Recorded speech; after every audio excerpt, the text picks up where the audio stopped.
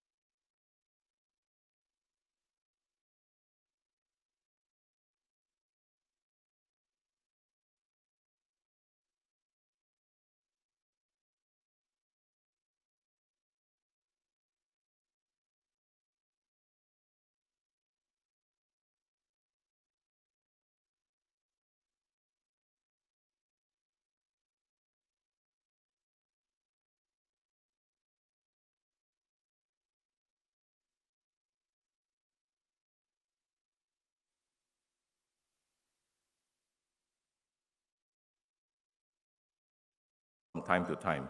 It enables the COC's office to make a more informed and robust decision with regard to the sector. And the Charity Council meets quarterly, and let me assure you the discussions are robust and frank. Now, I'd like to extend our special thanks to Ms. Theresa Goh, the chairperson of the council. You will see her later if you don't already know her, and all our Charity Council members who are here today for taking time out to host and to be with you. Thank you very much.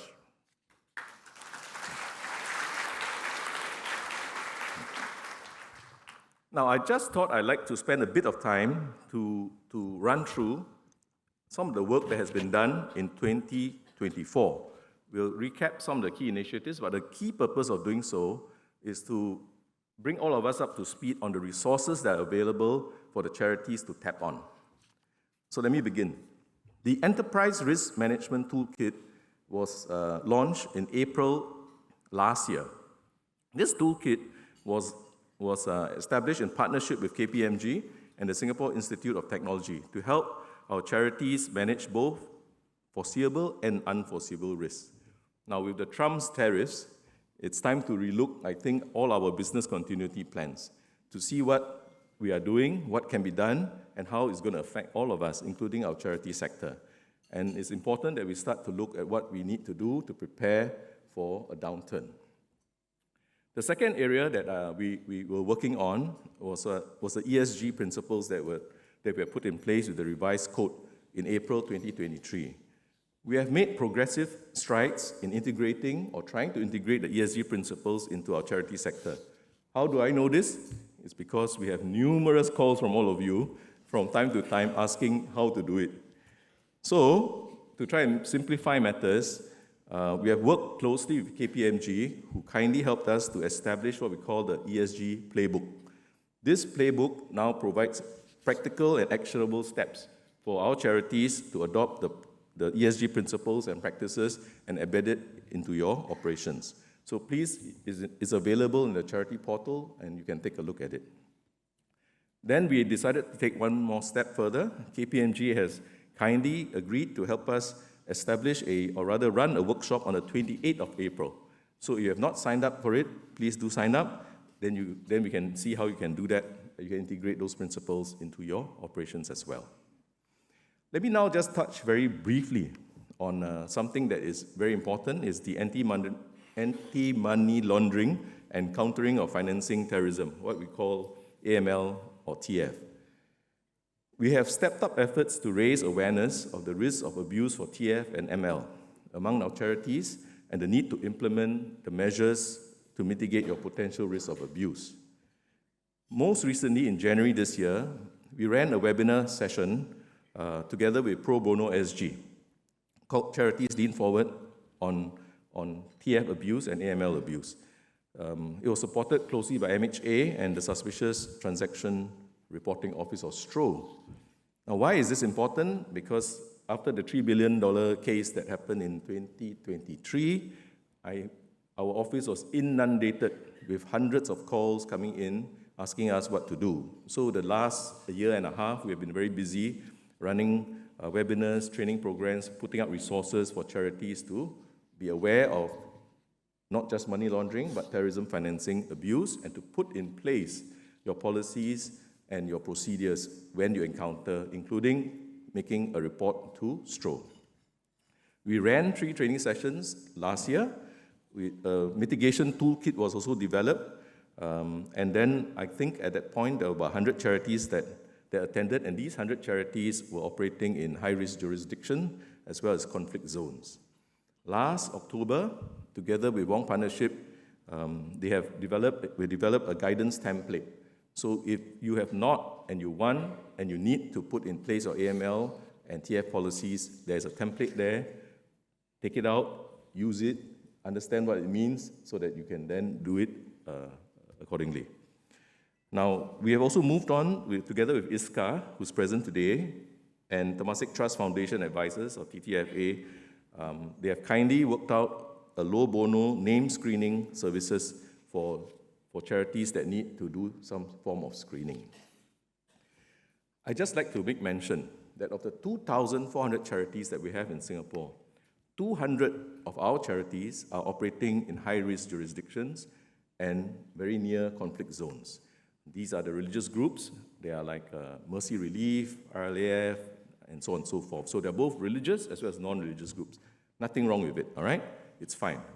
But it is important that you need to be clear who you're working with, who your beneficiaries are, who the partners you're working with, so that you don't inadvertently move funds or money to a terrorist group and then get all of us into a fix, right? Not only just a charity, but the entire charity sector and then the whole of Singapore.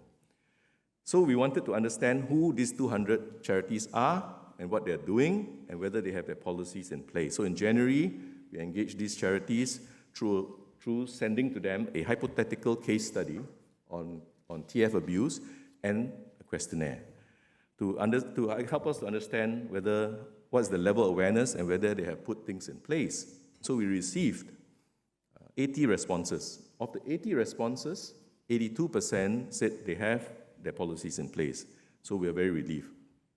But you know that we have a group that still have not. So there are about 60 out of the 200 charities operating in these areas have not attended a training session, and I'm not sure whether they have put in place their ML and TF policies. So we will be reaching out to them, and I think it's important that they do it so that we are in a better place and space. So if you know any of them, please tell them to contact us, because we will be contacting them soon as well. Now, from time to time, charities have called us to ask what are the resources available. So my team and I, together with Charity Council, had worked out what we call a shared services blueprint. This blueprint gives an overview of all the resources that's currently available in accordance to the Code of Governance Principles. So there are 6 codes, right? Go to the charity portal, pull it out, you see the 6 codes. Under each of the codes, there is a resource available for you. See what you need, please tap on it. So the Enterprise Risk Management Toolkit, the playbook that we've been talking about, and our AML and CFT policy resources are also available in the charity portal. Okay, I was wondering what you're staring at. Now, the Charities Life Cycle Survey had been rolled out together with EY, or Ernst & Young. More than 400 responses were received, and it has given us a very good and clear insights as to what the charities are facing at each stage of their developmental cycle. So for the new charities that are setting up, they are at a certain level, the more mature ones are at a different level. And this survey helped us to understand what are their needs at each developmental stage of that charity. So this year, we want to focus on addressing the areas where the charities have requested help from, and be working on it and together with you as well. So that is what had happened in 2024, a quick recap. I'd just like to now make mention a few things which I think are 5 critical realities that our charities should be aware of, if not already, that will shape the future of charities in Singapore. First, public trust is everything, and it's getting harder to keep. I think you know that the public scrutiny of charities is increasing. Actually, the public scrutiny of everything in Singapore is increasing. So we know that our donors, our volunteers, our regulators will expect greater and greater transparency and accountability and measurable impact from the sector. And you and I know that a gross governance failure in any one of our charities will set back not only that charity, but it will set back the entire sector, which is not good. So what does this mean for our charities in operating in Singapore? I think we just need to do 3 things, at least 3 things which are important. As I've said many times, you need to make good governance the foundation and the bedrock upon which your charity sits on. That's why we have this in conversation, we have webinars, and we have conferences. The second thing is, I think we need to go just beyond reporting where our funds go, because we need to show what the real world impact is that is created for your beneficiaries and that's created for our communities. Then our funders will want to continue working with you and to continue putting funds with you. The third one really is we need to be proactive and transparent in our communications. Today, it is impossible to try to hide anything. We know it, I guess you know it as well. With social media, with TikTok, with all sorts of chat groups you have, nothing is secret.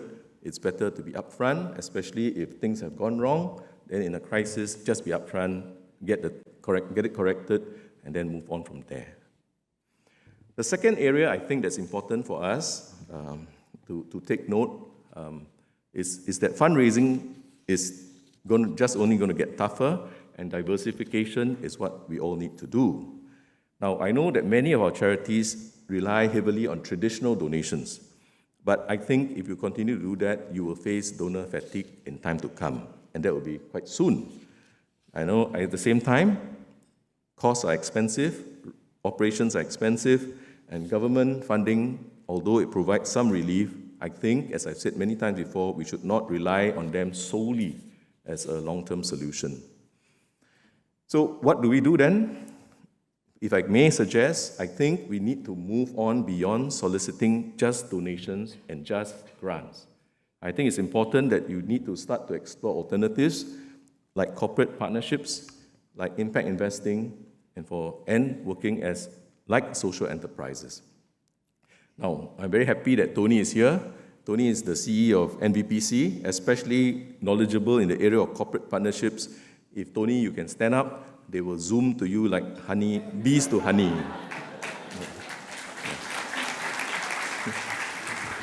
He did not ask me to say this, but I did. No, but really, corporate partnerships is something that we all need to start exploring because fundraising is going to be more and more difficult. Now, the next generation, my children and your children are all technology savvy. And they have grown up in schools knowing as if they were carrying an iPad in the womb. So charities should therefore start to strengthen your digital fundraising efforts because donors expect seamless and engaging experiences. Even your communications, your volunteer management, it has to go digital. And if we have not started, then we must start now because there's not enough time anymore. I'll speak a little bit more about that. So that's something I think is important. I mean, just as an aside, my family and I, we make our donations all online. We don't use checks anymore. I can't find my checkbook. But there's something I realized that when we were trying to make our donations last year, my wife said, this charity digital platform is not user-friendly. So I tried to do it. I shall not name the charity. And because we couldn't get beyond 2 steps or 3 steps, I said, well then we have to give the donation somewhere else. So sorry, I did this came out quite wrong, but never mind. Yeah, make it digital friendly, okay? That's all you need to remember.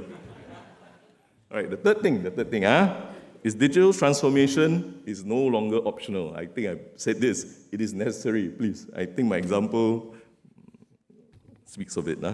What should we therefore do? I think it's important that you need to be data-driven in your fundraising because instead of taking a one-shot kind of approach, you need to be more targeted.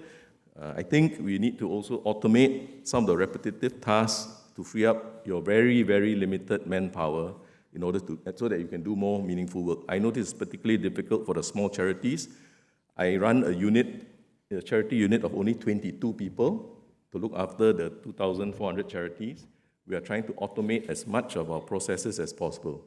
Painful, but necessary. So I think for charities, even more so.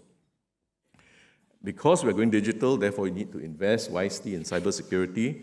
We do not need a leakage. We do not need all sorts of problems that charities, or rather the donors, feel that their personal particulars are being exposed to.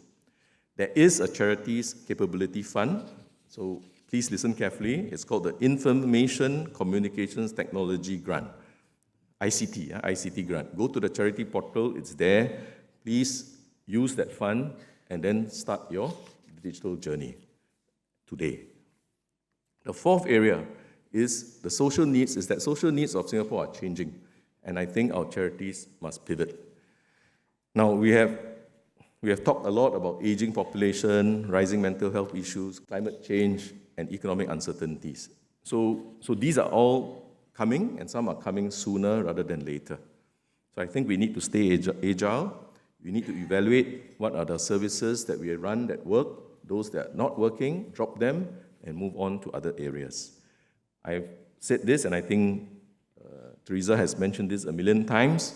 You need to collaborate across sectors.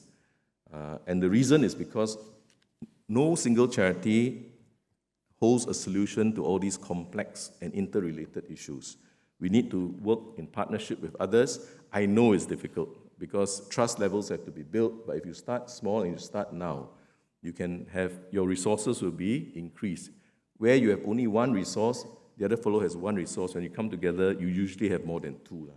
Right? So we should start on these partnerships and collaborations now rather than later. Now, the last point I just wanted to make is that sustainability is just more than just funding or financing. It requires, I think what is important is for organizational resilience to be there. And so therefore, at risk of sounding like a broken record, succession planning is important, strengthening our board engagement is just as important, and a culture of innovation in your charities, being willing to try new things and to do things in a different manner to bring about superior results is important. The bottom line is this: charities in Singapore must evolve or we risk being obsolete.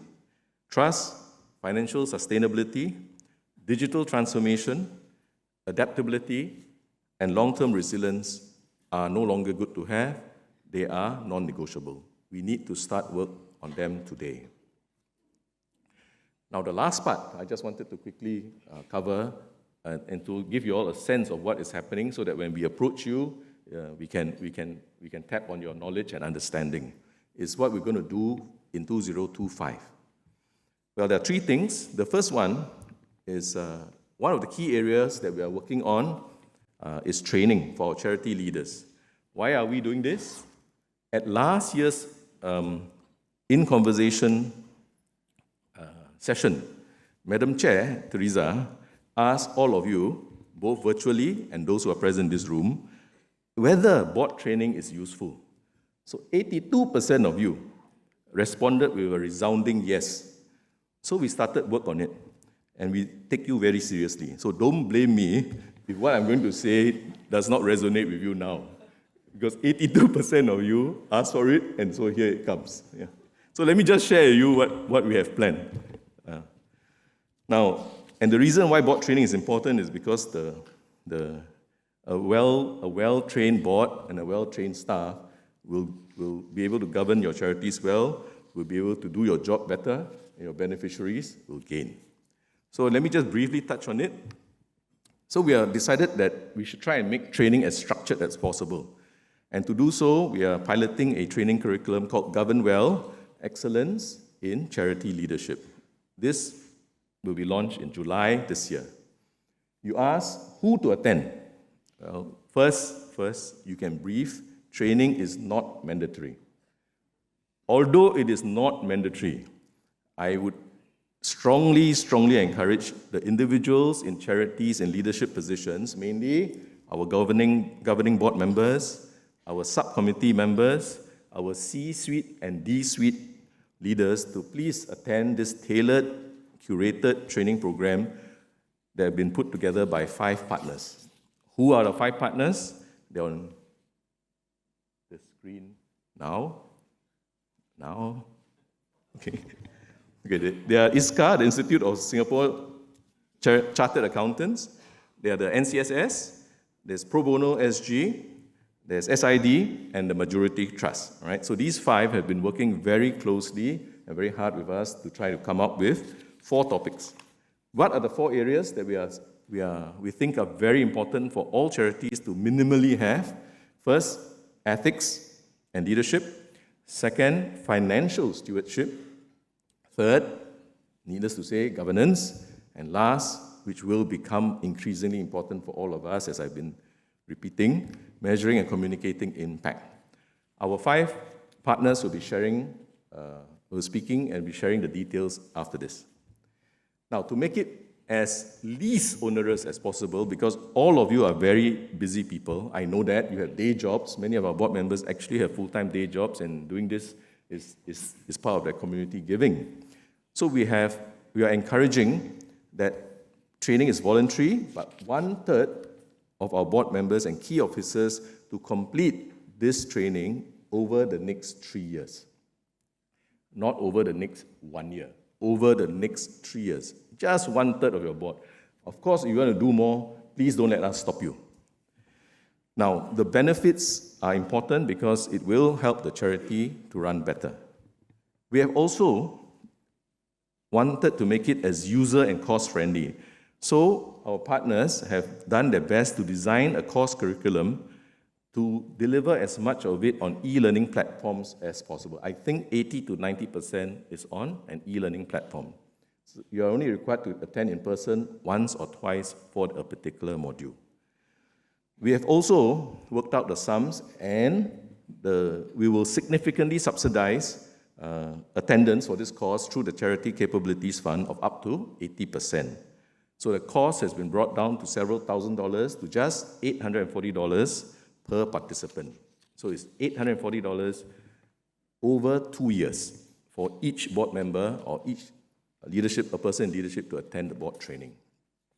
So we tried to do that so that cost will not be a barrier for all of you who want to build your foundation of good governance.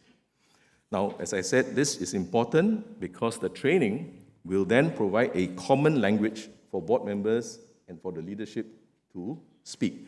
It also provides a shared foundation of when you discuss issues, you understand what each other is talking about and why it's important. Now, we can do that, then we'll develop a unified understanding within the charity. You will establish collective purpose, and the board can provide clear direction to the executive team and staff in pursuit of your charity's vision and your mission. So we encourage you all to please sign up today before you step out of that door.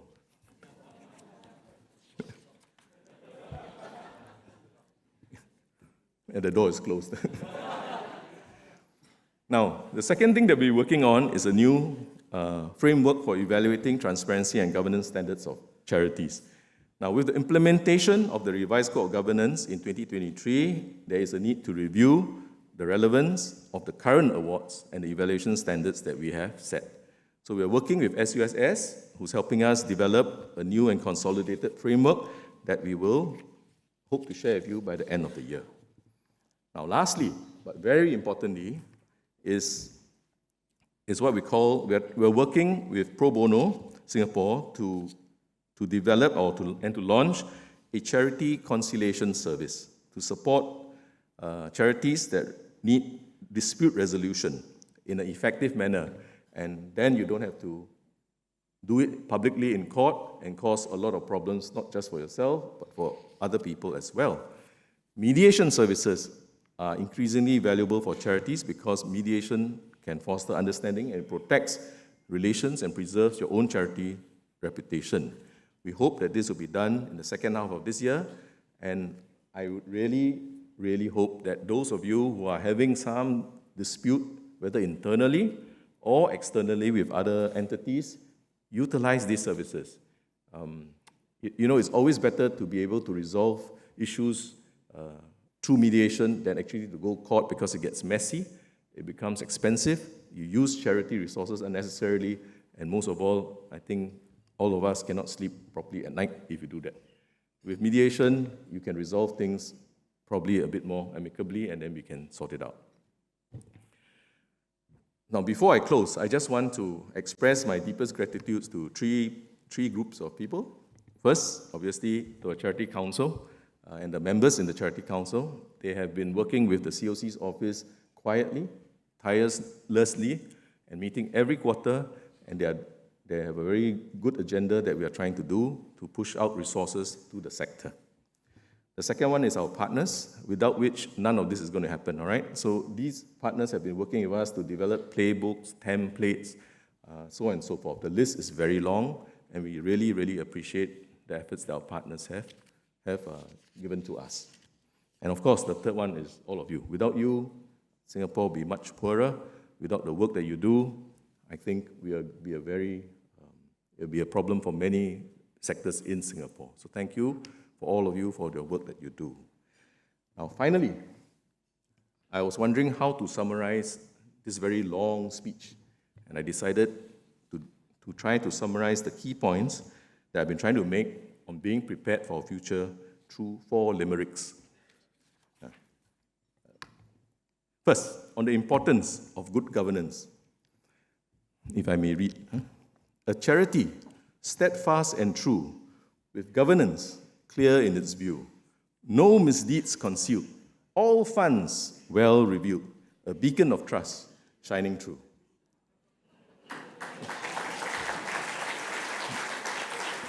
No, there's another one. There's 3 more to go. You have to bear with me. On the challenge of fundraising that all of us face. Fundraising's a challenge today, but new ways are lighting the way. From corporate ties to digital skies, innovation will help us to stay. The third one, on the criticalness of digital transformation. Remember I said must start today, CCF funding? A charity once lagging behind now embraces technology to help us find. With data and tools, we are breaking old rules. Donors now engaged and aligned.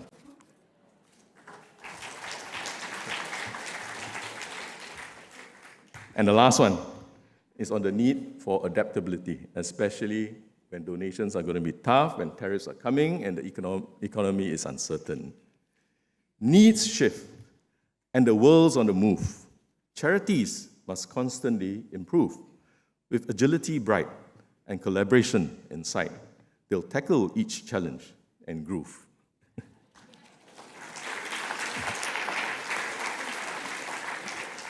Thank you for lending me your ears. And I will not stand between you and the 5 partners who will then share more on GovernWell. I thank you for coming. And for those who are present virtually, there are about 600 to 700 of you in the virtual sphere, and there are about 400 to 500 of you here. Thank you for the work you do. I truly, truly appreciate it on behalf of the Charity Council and the COC's office. Thank you for all that you have done for our people. Thank you for making Singapore a much better place to be in. Thank you very much.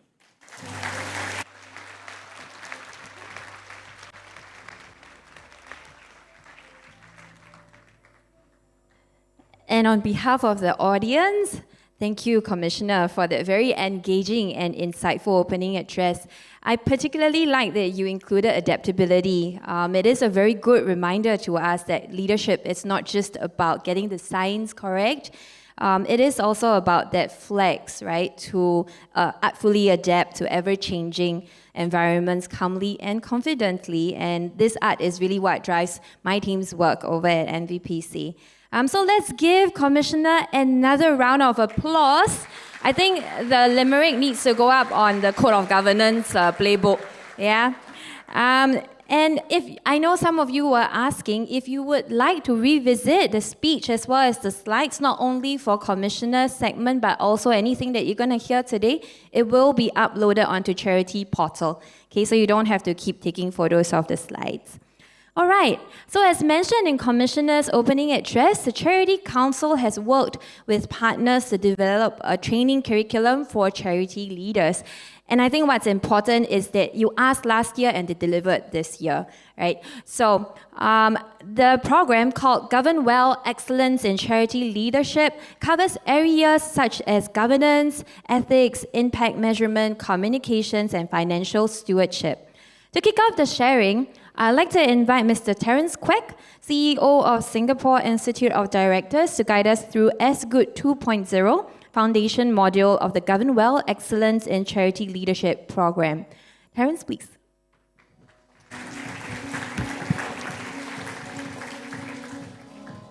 Thank you very much. Good morning, Commissioner, as well as friends from the NPO charity sector. My name is Terence. I'm the CEO for Singapore Institute of Directors. It's with great pleasure and pressure standing here to share a little bit more about S-Good. But I guess before we dive into the details of this program, I thought I'd just share a little bit more about why SID was founded, right? So it was started in 1998. We're a National Association for Company Directors. And the core mission of this association really is to drive governance, right? And our vision actually is that we want every director to be a champion of good governance. So what it means really is that you have the knowledge, you have the skills, and you're an active advocate for good governance. So I'm really happy that Commissioner in his speech earlier outlined the very important point where governance really is the bedrock for all charities. There's 2,400 charities out there and a lot more non-profit organizations. And I strongly believe that the charity sector can take the lead to demonstrate what good governance really looks like. So on that note, I'd like to now take a bit of time to just share why we have this program called As Good. As Good is a bit difficult to pronounce because the long name actually stands for Good Governance for Outstanding Directors. And we put the S in front, it's either Singapore or Singapore Institute of Directors. So it's called As Good. It could be shortened to SGD, which sounds like Singapore dollars. But when you hear As Good, really it's a program that's designed very much for board directors of charities. So that's the entire purpose of this program. So let's have a look at what As Good really is, right? As mentioned, it's designed for board directors of charities. So some questions that board directors like yourself running charities could have is, what is good governance? What does it look like? What are the essentials? What are some things that I need to know so that I can govern well?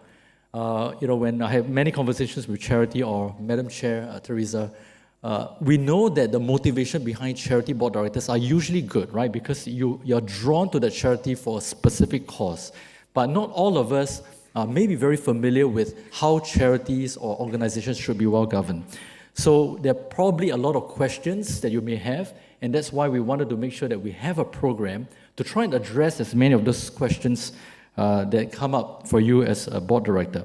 So this particular program is meant to be unique in the sense that we want it to be as holistic as possible. So we looked at all the different kind of concerns and questions that board directors may have, and we do our best to try and address them at a very fundamental, essential level. We wanted also a program that is value for money or time for, in terms of your time and your resources. As Commissioner has mentioned, all of us are busy. We want to make sure that there's something that you can get the most out of with as little investment in time and money as possible. When looking at this program, we also wanted to make sure that it's a program that is designed to be kind of like the best in class, right? So we want to look at how people today are learning. A lot of you are looking at your mobile phones, a lot of you are traveling. So we want to make sure that the training accompanies you wherever you go. And that's why we want to make sure that there's a lot more in terms of videos, rather than just typical PowerPoint slides that you have to click through in front of a desktop. But we don't want to miss out that in-person element because there's a lot of interactions, a lot of sharing that you may have, and that's where learning also takes place as well. So think of it as watching videos, going through some online content at your own pace, at your own time, logging in anywhere, and at the same time, plugging into the in-person so that you can have that knowledge exchange and sharing as well. What's more, a lot of you are also corporate directors or you're corporate executives, right? So being a part of a board director of a charity is part of your volunteerism. We wanted to make sure that this is something that after you go through this program, it can also pay dividends in the corporate sense as well. So for those of you who are also interested to become a director of an SGX listed company, we've gotten permission for SGX to say that if you have gone through this As Good program, you will also be eligible to take the Listed Entity Directors Bridging Program, which is a shorter program, and that will allow you to meet SGX mandate as well. So while you are giving back to the society and the community, we are working very hard to also trying to give back to you by investing in your own learning and development. So this is kind of like the overview of the program, as you can see. And those of you who are already SID members, CPD is strongly encouraged. So you get 24 hours by going through this program as well. So when we look at some of the dates that you may be curious, I think Commissioner already mentioned that. So we are going to be opening registration from the 2nd of June onwards, so 2nd of June onwards. And the program will kickstart from July. You have essentially one entire year to watch all the modules. There are altogether 10 modules. And then there will be one in-person session that you need to join as well. So that's the format of this program.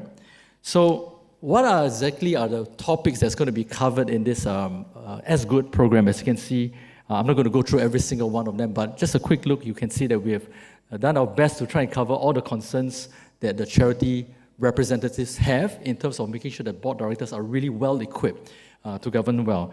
So how do we put this program together? Actually, something not on the slide. In order to put this program together, we had been running As Good for many years already, which is why you call this As Good 2.0, because this is a refresh. So a number of you may have already attended the As Good program, but we wanted to make sure that we bring in newer content and keeping it updated and relevant as well. And then in order to ensure that the content is as applicable to any kind of charity as possible, we actually set up a content review group.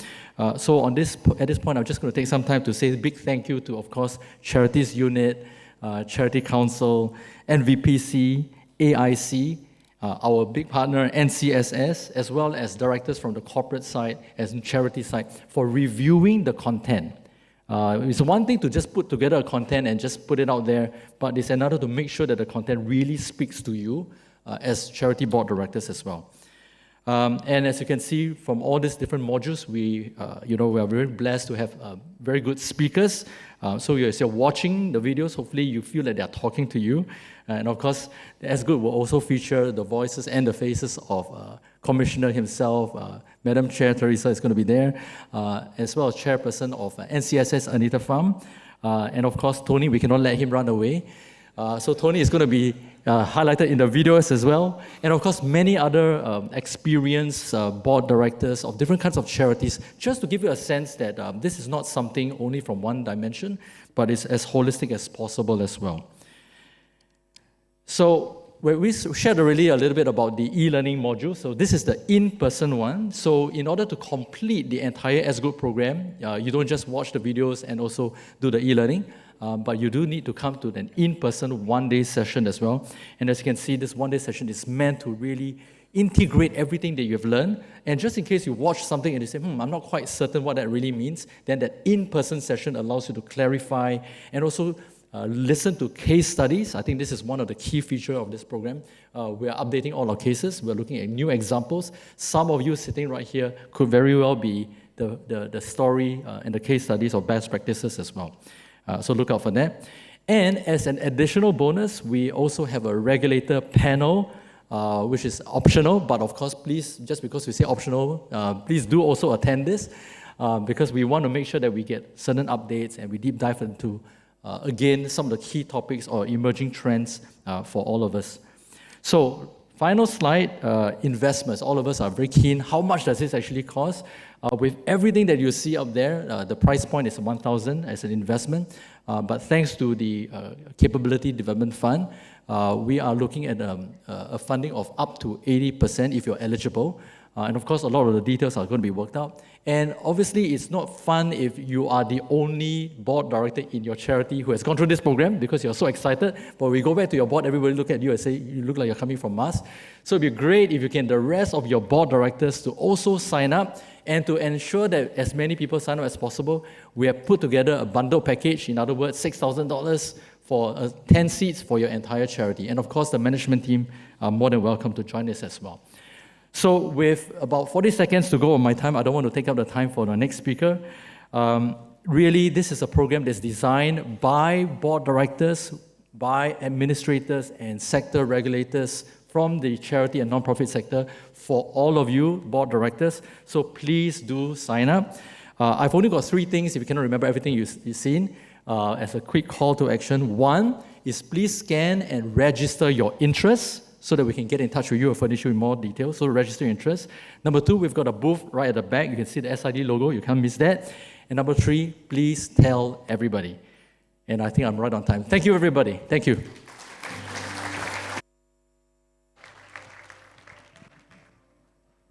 Right, thank you, Terence. And I have had a little preview actually of the panel discussions for 2 modules. So yes, it's definitely worth your time. Really interesting to look at it. And I also like how Terence emphasized in the room is best practice case studies. Best practice. Yeah, because not best equal. Okay. Yes. Next, we'll have Mr. Tony Lim, CEO of Pro Bono SG, who will be sharing on the second foundation module, Ethics for Charity Boards in Singapore. Tony, please.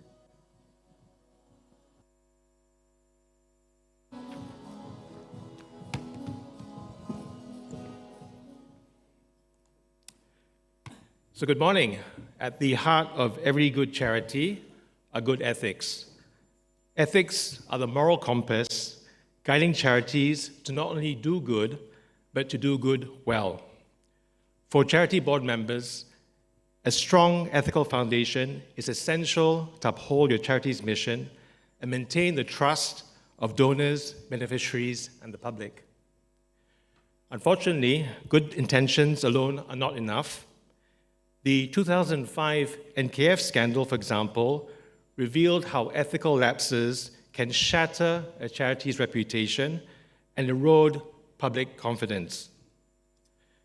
Such examples highlight a critical truth. Without a robust ethical core, even well-meaning charities risk devastating consequences. And when ethics falter, the fallout is very real. Beneficiaries suffer, staff may face job losses, and board members risk reputational damage or even legal consequences, such as lawsuits or criminal prosecution. Most critically, the loss of public trust, a charity's most valuable currency, can take years to rebuild. As Commissioner said earlier, public trust is everything and is harder to keep. Now, the responsibility to prevent ethical missteps starts with you as individual board members. As the stewards of your charity, you set the tone for principled decision-making. Every board member is accountable for ensuring decisions align with ethical standards and fiduciary duties. Strong ethics are your best defense against scandals and the key to sustaining your charity's impact. Now, as you all know, leading a charity is a journey, and Pro Bono SG's Ethics for Charity Boards is your GPS to navigate that journey safely and successfully. As you can see from this slide, the program offers a practical and strategic approach to enable charity boards to strengthen their ethical decision-making, promote a strong ethical culture, and adapt to emerging challenges. Let me walk you through the key components of this program. First, we have the theory component covering modules 1 through 3, and this is delivered through self-paced online learning, allowing you to engage with the material at your own convenience. Next, we have the application component, which includes modules 4 through 6, delivered through 3 interactive webinars where you'll engage directly with our expert facilitators.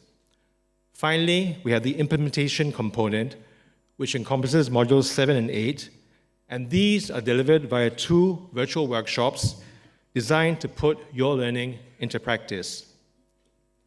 A key benefit of this program is access to our Ethical Leadership Toolkit, which includes the Ethical Leadership Development Self-Assessment Tool to identify areas for growth, the Ethical Decision-Making Framework to sharpen your board's approach to complex situations, as well as complimentary access to a community of practice for ethical leadership upon completion.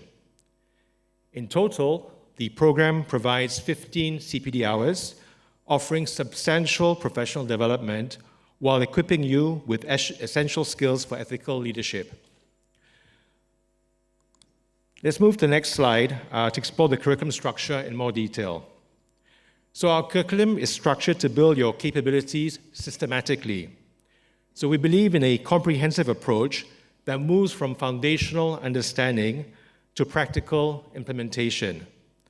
And the program flows in 3 key stages. First, the theory component establishes the foundational understanding of ethical leadership and fiduciary obligations, setting the tone for the entire curriculum. Second, the application component equips board members with the knowledge and skills to uphold accountability and transparency, which we all know is crucial for maintaining public trust.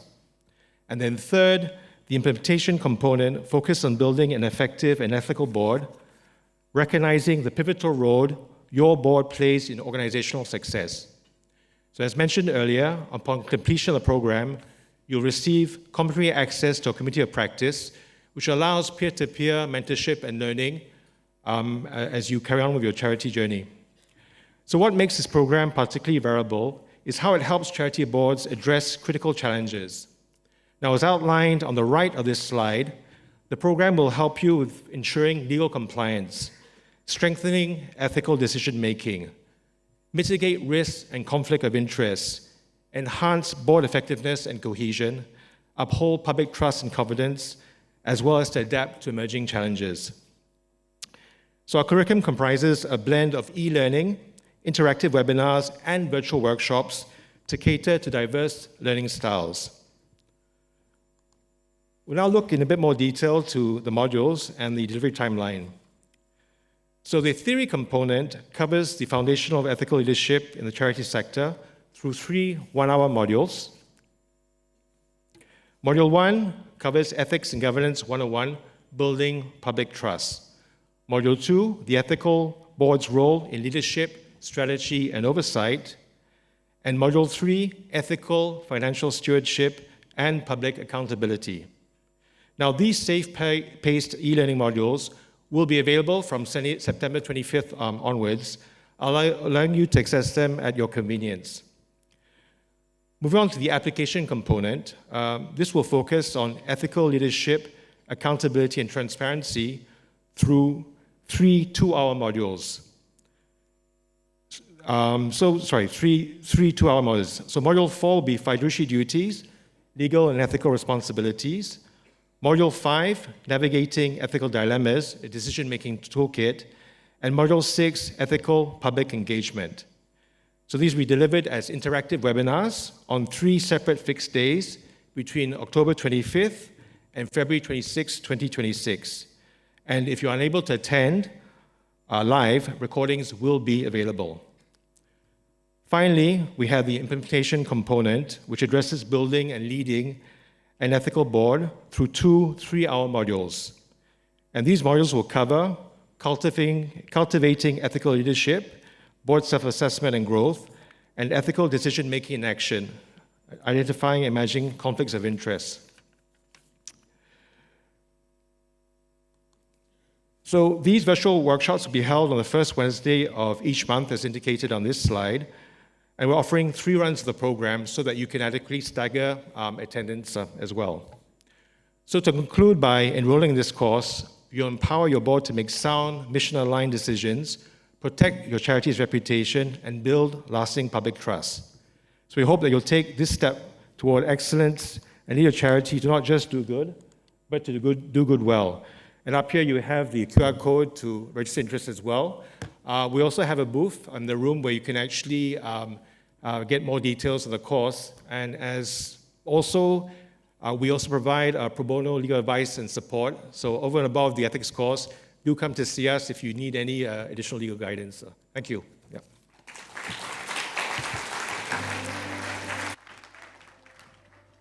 Right. Thank you, Tony, for sharing the key components of the ethics course and like what Commissioner of Charities emphasized earlier, trust is everything. And strong moral compass, ethics is non-negotiable to building trust. So definitely check this out. For the next 2, we've got thematic modules. And first up, we've got Mr. Martin Tan, CEO from Majority Trust, who will be sharing on the social impact essentials, measuring and communicating impact module. Thank you very much. Good morning, everyone. You're all staring at me. This is a bit scary. Why don't we just turn to your neighbor and just look at eyeball to eyeball and just say, hey, boy, you look good today.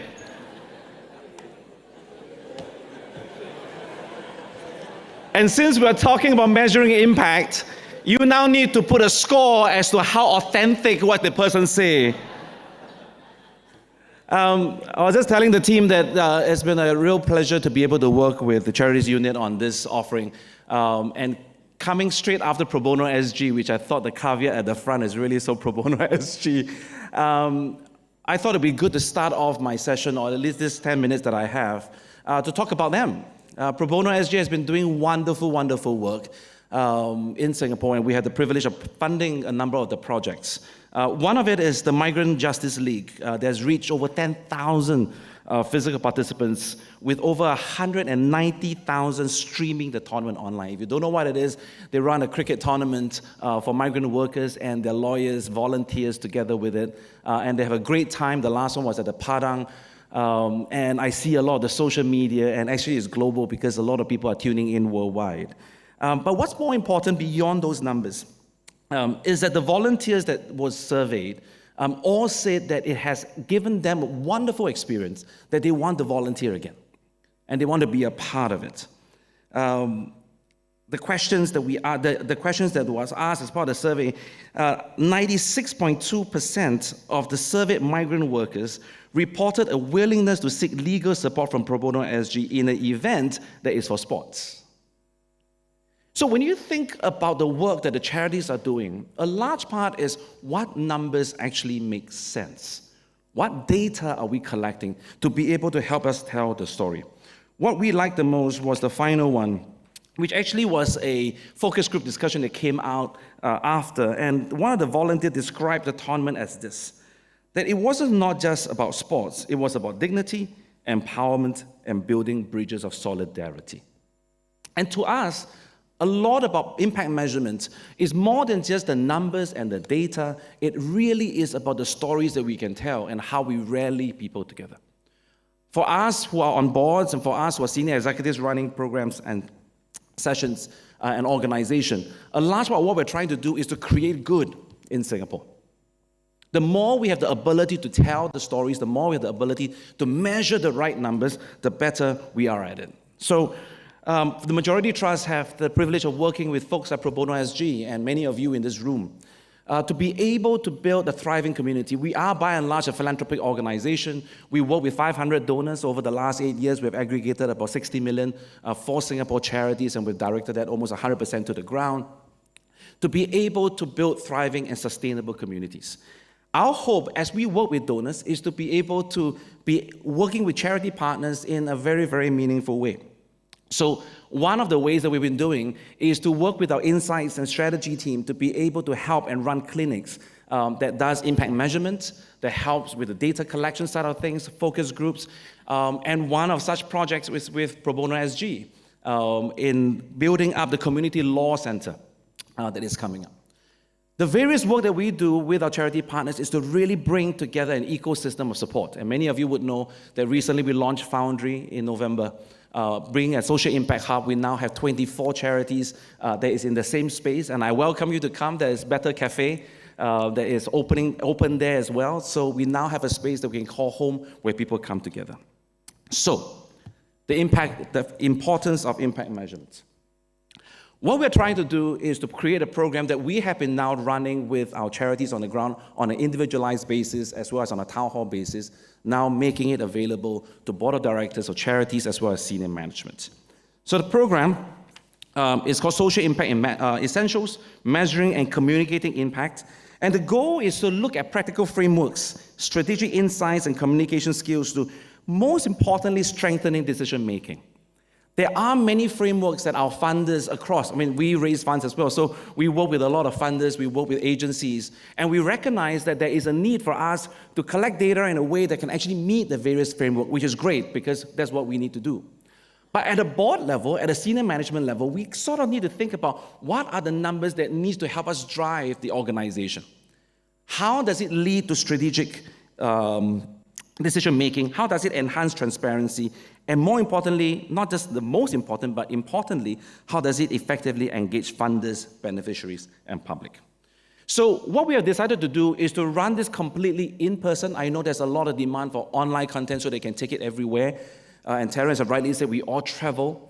But we feel that when we do impact measurement, we want not just for us to be able to share what we know, we also want our partners, like you guys, when you come for the program, to be able to share with each other the struggles that you are facing collectively and the solutions that you find useful so that we have a much more robust discussion beyond just what we do at the Majority Trust, but what we can share collectively as a whole. So it's completely in person. It's 6 modules structured over 9 teaching hours. over 1.5 days. And what we will do is that we'll use the charities that we work with, we'll use ourselves as a case study, and we'll use various examples of what we have done with the various groups. So this is roughly the curriculum that you will find. At Module 1, it will be the foundation of impact measurement. We talk about how to govern social impact effectively, how to introduce key frameworks such as theory of change, which some of you might be familiar with, but more importantly, what are some of the logic models you can use, and then explore some global trends in philanthropy that the world is moving towards too, that a lot of the funders that I work with, that you are working with as well, because they travel and they have a global representation, are seeing and starting to adopt here in Singapore. In Module 2, we talk about impact and the measurement of your charity, impact measurement for your charity, understand elements of a well-designed framework. We do this on an ongoing basis with individual charities that we fund as a clinic style sometimes, as well as on a one-on-one basis.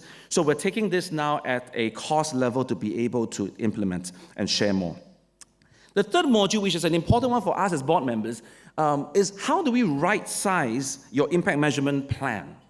Many times, because we actually sit on different size boards, some of us on the government stat board, some of us are on larger charities, some of us are smaller charity startups, we sort of realize that what we have in a large organization may not be very suitable in a smaller organization. So for us on boards, and for us as running institutions and charities, how can we right-size our impact measurement in a meaningful way that does not create so much burden for the team that's running the work on the ground, but yet gives us sufficient data points to be able to make decisions at a board level? And then finally on Module 4, which on the impact measurement side, is how do we use, therefore, their data for decision making? How to understand how we can collect impact data that will guide our program design, in resource allocation, and then long-term planning. That 4 modules cover the impact measurement side. But data is only as good as how it helps us sell better, tell our story better, a better narrative. Because numbers on its own is not going to drive the business. Numbers with narratives and storytelling will help us bring our work and our vision and the causes that we are trying to build into a much further space with funders, with the community, with government. So in Module 5 and Module 6, it's specifically about how we can communicate impact. So we scaffold the work that we do in building the last 4 modules into Module 5, which is defining your organization's impact narrative, and then developing compelling narratives that will drive stakeholder engagement, and then finally delivering impact communication effectively. So matching a charity's message with the right platform, again, right size for the organization, but more importantly, in Module 4, 5, and 6, it's about right-sizing for the aspiration of your charity or where you want to go next. So, being a full-day program, what we have done is to plan for the first run that will be on the 28th and 29th of August. It will be a full day. For 28th and 29th, it will be a morning, so 1.5 days. And then thereafter, after the first pilot, we will then focus on running on a quarterly basis.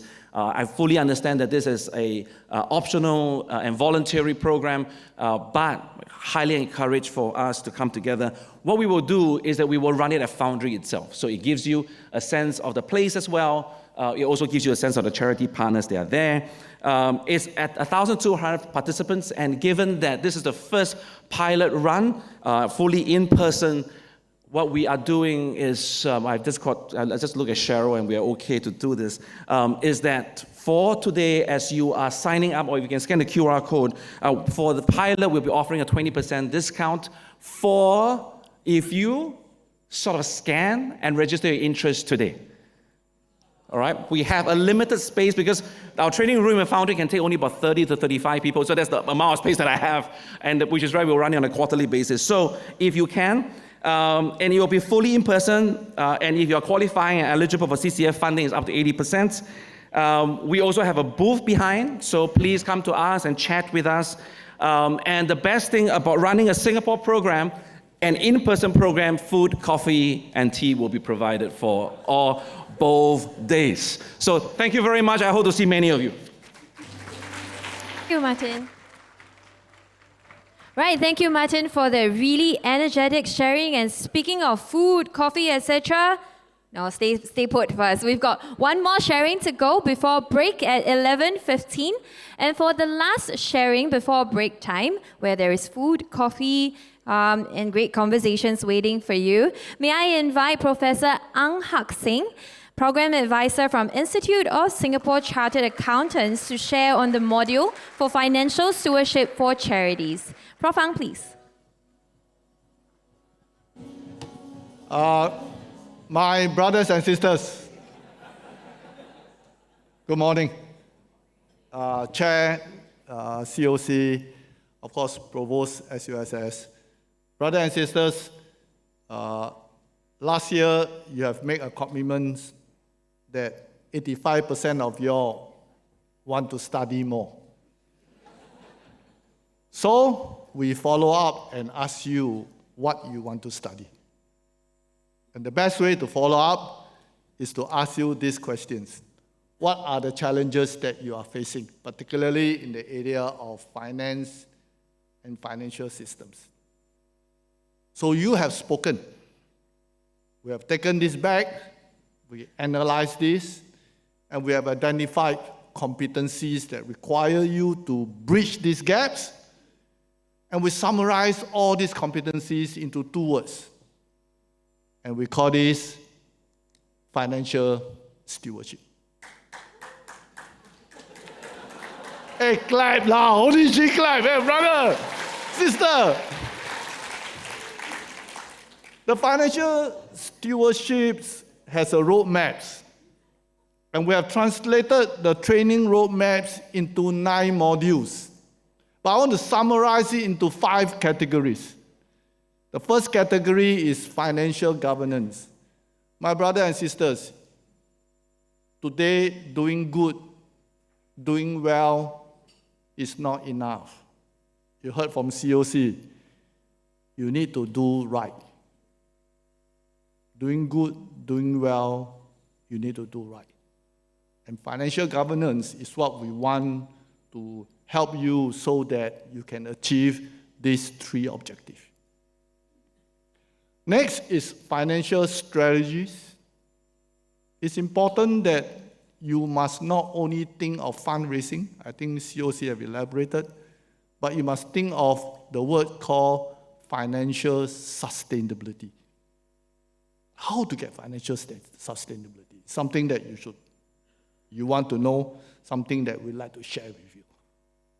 And third is about financial process and SOPs, and this includes budgeting, costing, productivities, something which I think many of us in charities would like to know.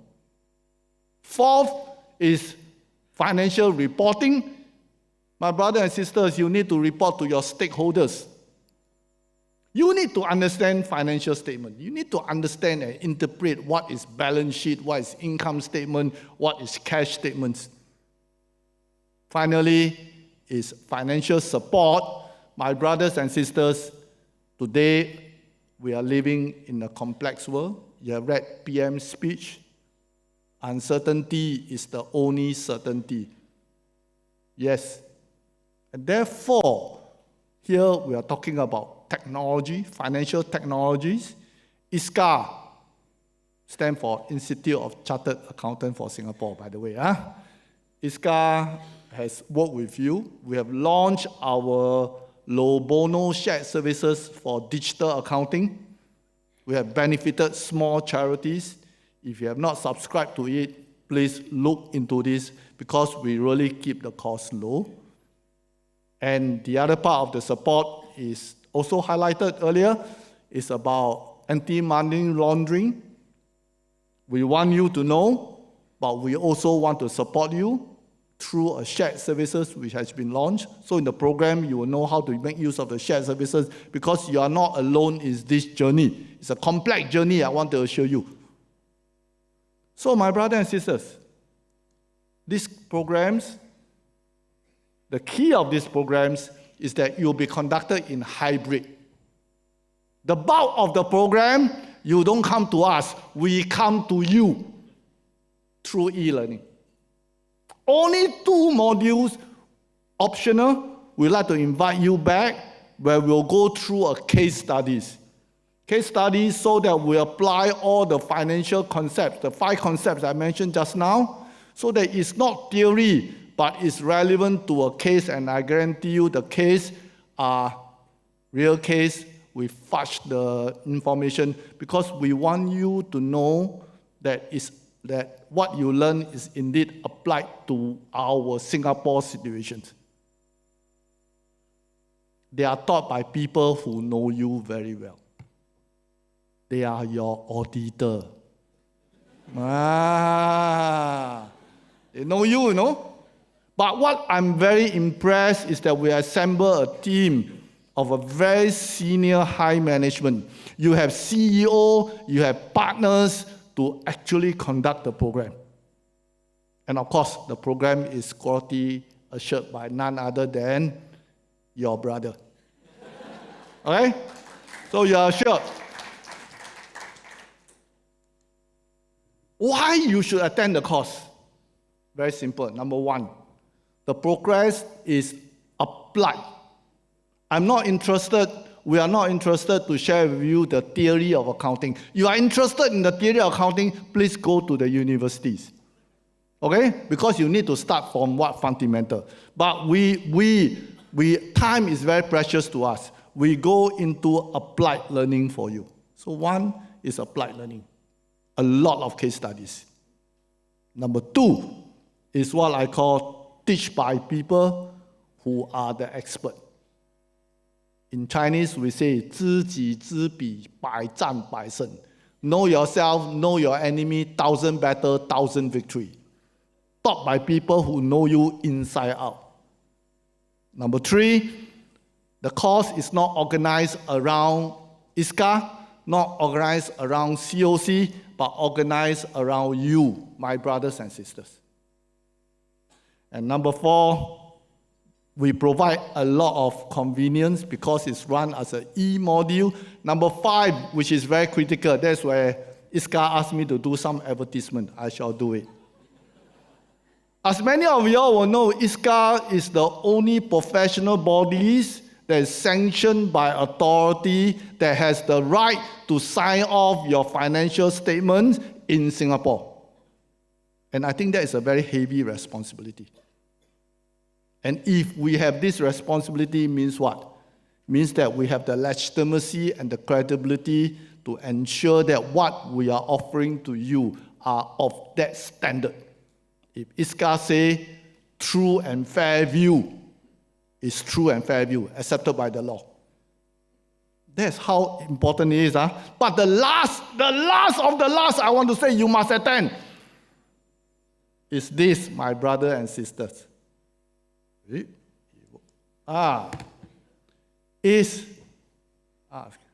got a handphone, my sister?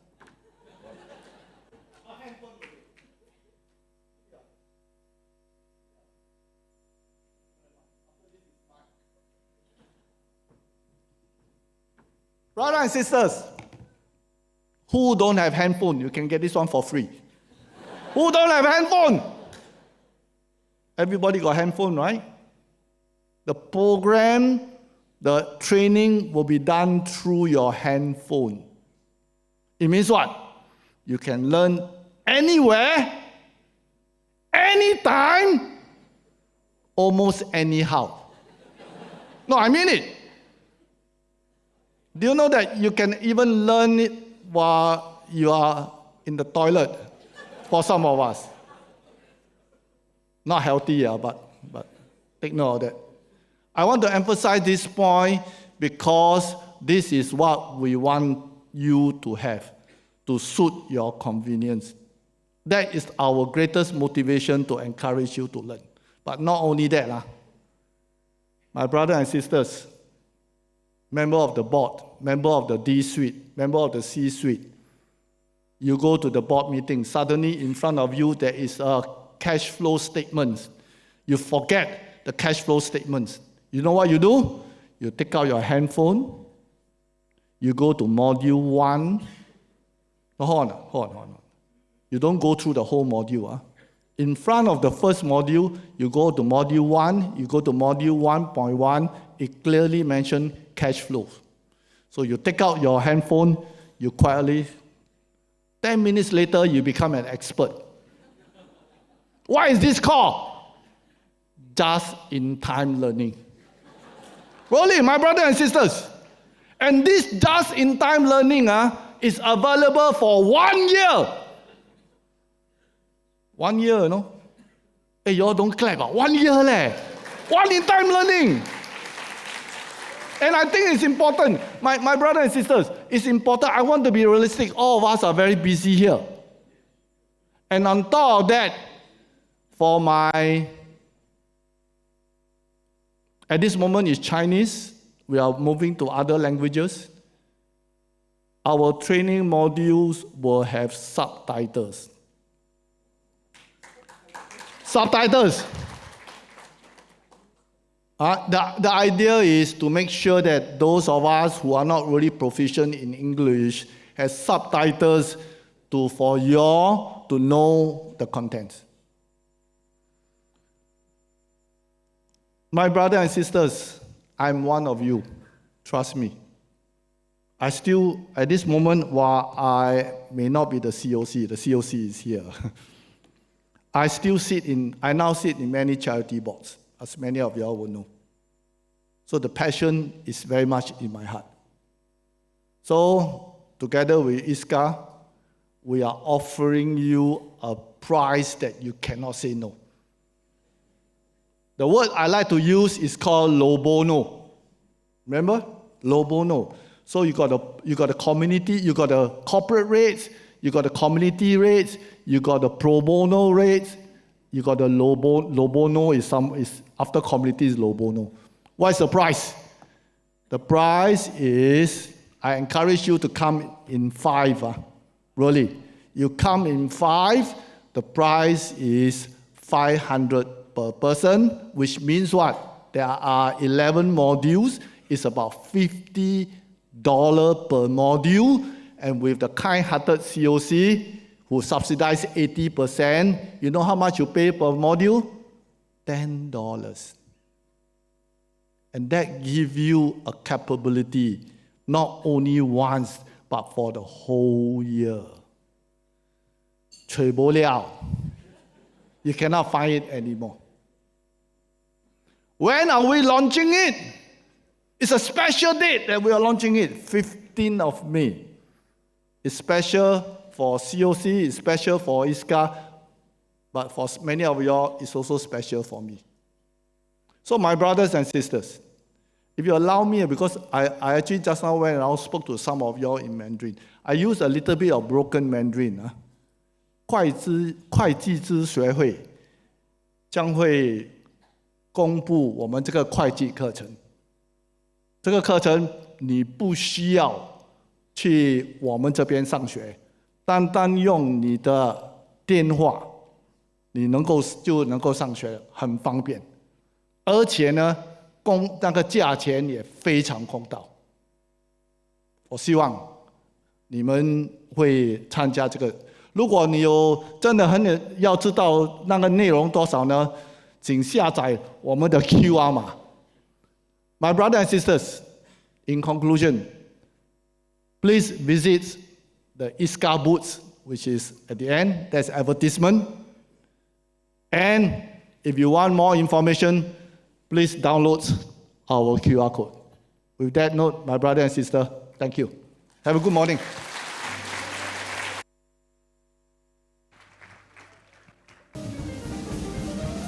Hey, once again, ladies and gentlemen, welcome back. I trust that you've had a good break. Seems like it. Energy levels are going up.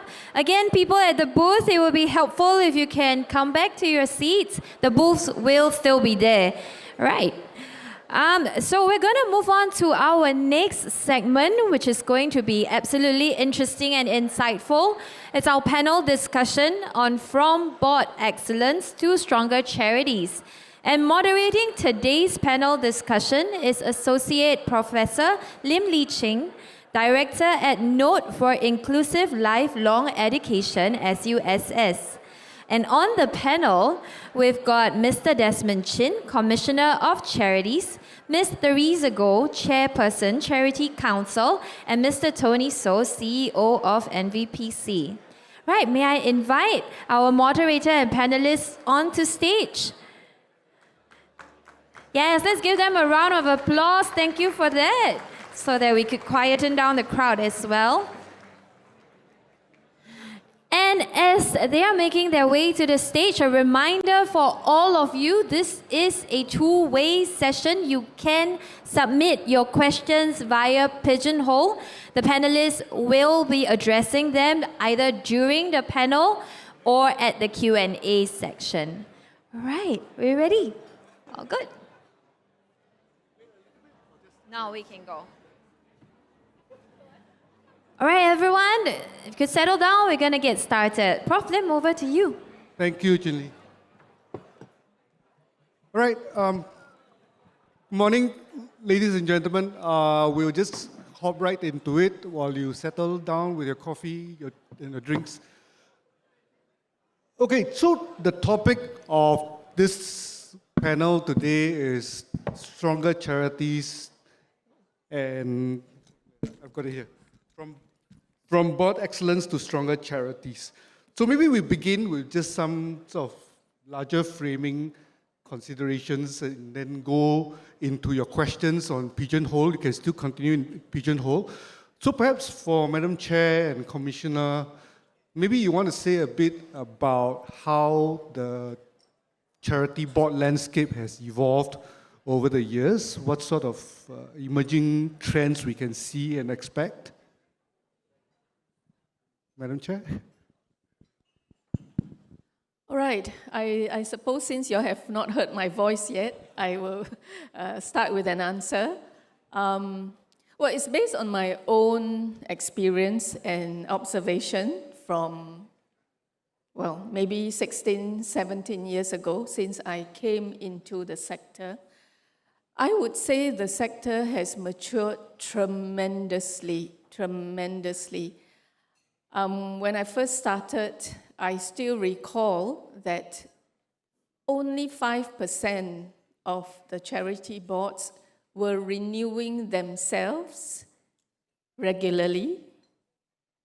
And for those who were renewing themselves, they were not actually renewing independently. Yeah, they would still ask their friends and family to join the boards. And because of this very, very basic misunderstanding of what governance is all about, the sector wouldn't be where we are today if that misunderstanding didn't change. Yeah, and I still remember working closely with the NVPC and CNPL, intentionally focusing on board composition and renewal, and getting the right people on the board, and as a result, board members getting the right CEO and the C-suite on board, and then there's a cascading effect. The C-levels bringing in the right talents at the D level. And now I think we have a workforce in the charity sector that can proudly stand up, yeah, for our competence, our motivation, our passion, and our purpose. We can truly stand up to other sectors. So there are many things that have changed, but I just wanted to focus on the root of it all, which is really getting the right people on board and then moving the rest of the talent. My only regret is we don't have enough talents, right? But we will still keep striving to make sure this is a sector that other talents want to join. And we are already seeing a trend of people giving up their jobs in the private sector, in the public sector, to come to join our sector. Yeah, something to be proud about and something to keep striving to gain public trust, and then we will be a sector to reckon with. Long answer to your question. Thank you, Madam Chair. Commissioner? Hi, everyone. I try to keep it short because I spoke for so long already. There's one thing that I think we need to be watchful about. You know, the tariffs that are being laid on Singapore as a whole, I think it's going to be here for some time. It will affect eventually the charity sector if we end up going to an economic tailspin, and then if a recession happens. We have seen charity donations drop because we monitor some of the donation giving and statistics. NBPC does that as well. In COVID times, the donations to charities had fallen. I think in the previous economic crisis, in the Asian financial crisis, as well as the 2008 crisis, that also happened. But what was encouraging when we took a look at the drop in donations, actually individual giving still continued in some sectors. Primarily, if I recall, I think in the social and welfare sector and in the health sector, giving continued to go up. But in other sectors, it went down. So if I were in running a charity, then I need to take out my business contingency plan, dust it off, take a look at it.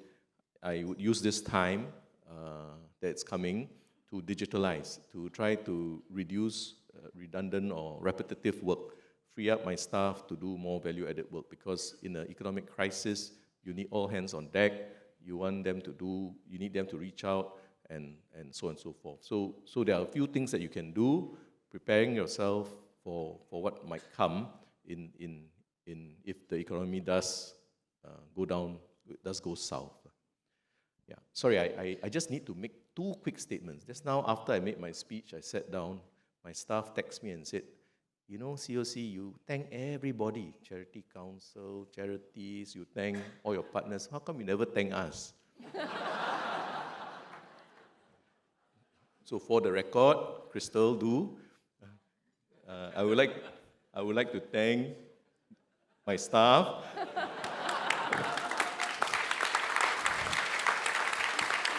And the 5 sector administrators who work very hard with the various sectors to make things as smooth as possible for all of you. So to our sector administrators and my team, thank you very much. If I don't say this, I have no office to return to this afternoon.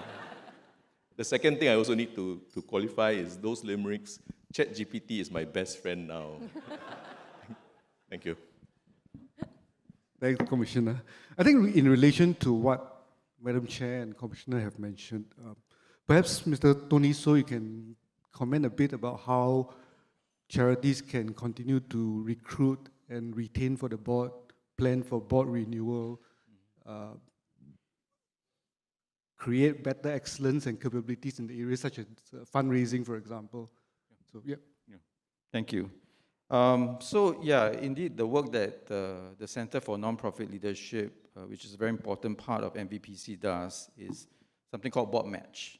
I think many of us are familiar with that. It's been ongoing for many years. I want to credit Madam Chair for being a big mover in even getting CNPL started. And we've actually really seen over the years that higher awareness in terms of the importance of governance that has also translated into the demand for more qualified and more independent board members. And that's been very good. So in the last 12 months, we've actually introduced a different modality in terms of board match, in what we call many-to-many matching.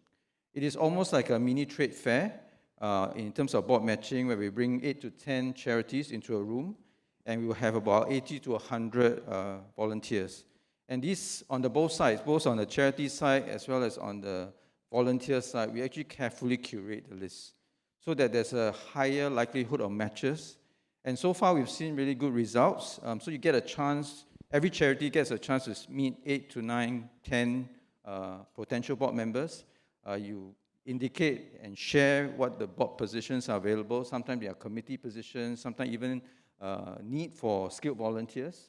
And then the volunteers come ready, come with, a lot of them with very impressive CVs, but a lot with their passion and desire to serve. So the matching has been very successful. We will continue to run these. There's one coming up done by NCSS, I think later this month. But we're also looking to organize more. So if there's interest among charities, interest among volunteers, please come to our booth. Be happy to help to facilitate that. I think that whole process, even as we talk about renewal, is very important. The 10-year limit is something we have to work with, but it's very important that it's not just about recycling previous board members, but bring fresh perspectives, because ultimately, that's how we will enhance governance. If I may just add one more point, in terms of the broad trends in the sector, I think one thing that we see a lot more interest, awareness, and commitment to improve is really this area of governance. I think over the last 5 years, 10 years, you see that people realize that good intentions are not sufficient. We always have a lot of passionate people, but we cannot live, with just passion. Because passion can only get us so far. We need good skills, good governance, good systems and processes. And I think about 5 years ago, we did a report called Handbook for Effective Boards 2020.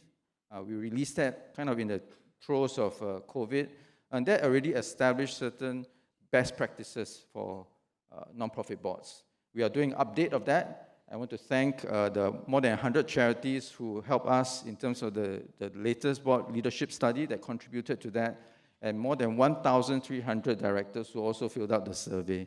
So many of you are in this room. I want to thank you for contributing to that. So we expect to release that report later this year, so there'll be a refresh in terms of what are the best practices in terms of effectiveness on governance in the boards.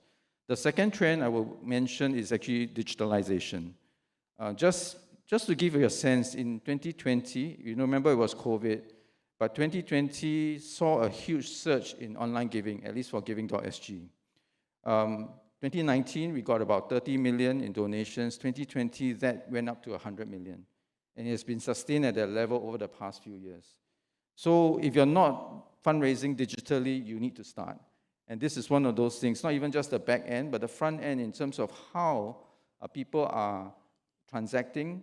Digital payments, as you know, since COVID, you even go to a hawker center, people use a PayLah. So digital payments has become the norm. And for charities, if you're not receiving digital donations, you're not recruiting volunteers online, I think you're missing out.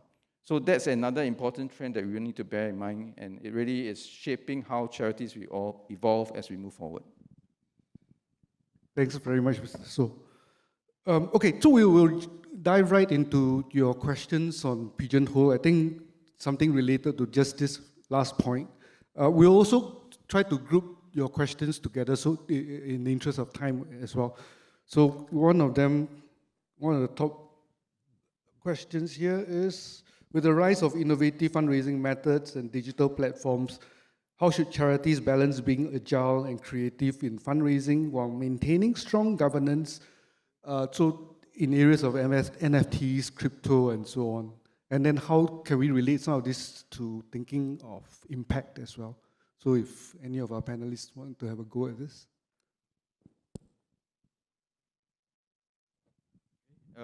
I'll take a stab at it. I think in terms of digital fundraising, obviously, the ones that we have at the moment are credit cards, PayNow, and so forth. I think when it comes to crypto, NFTs, it's a very different area.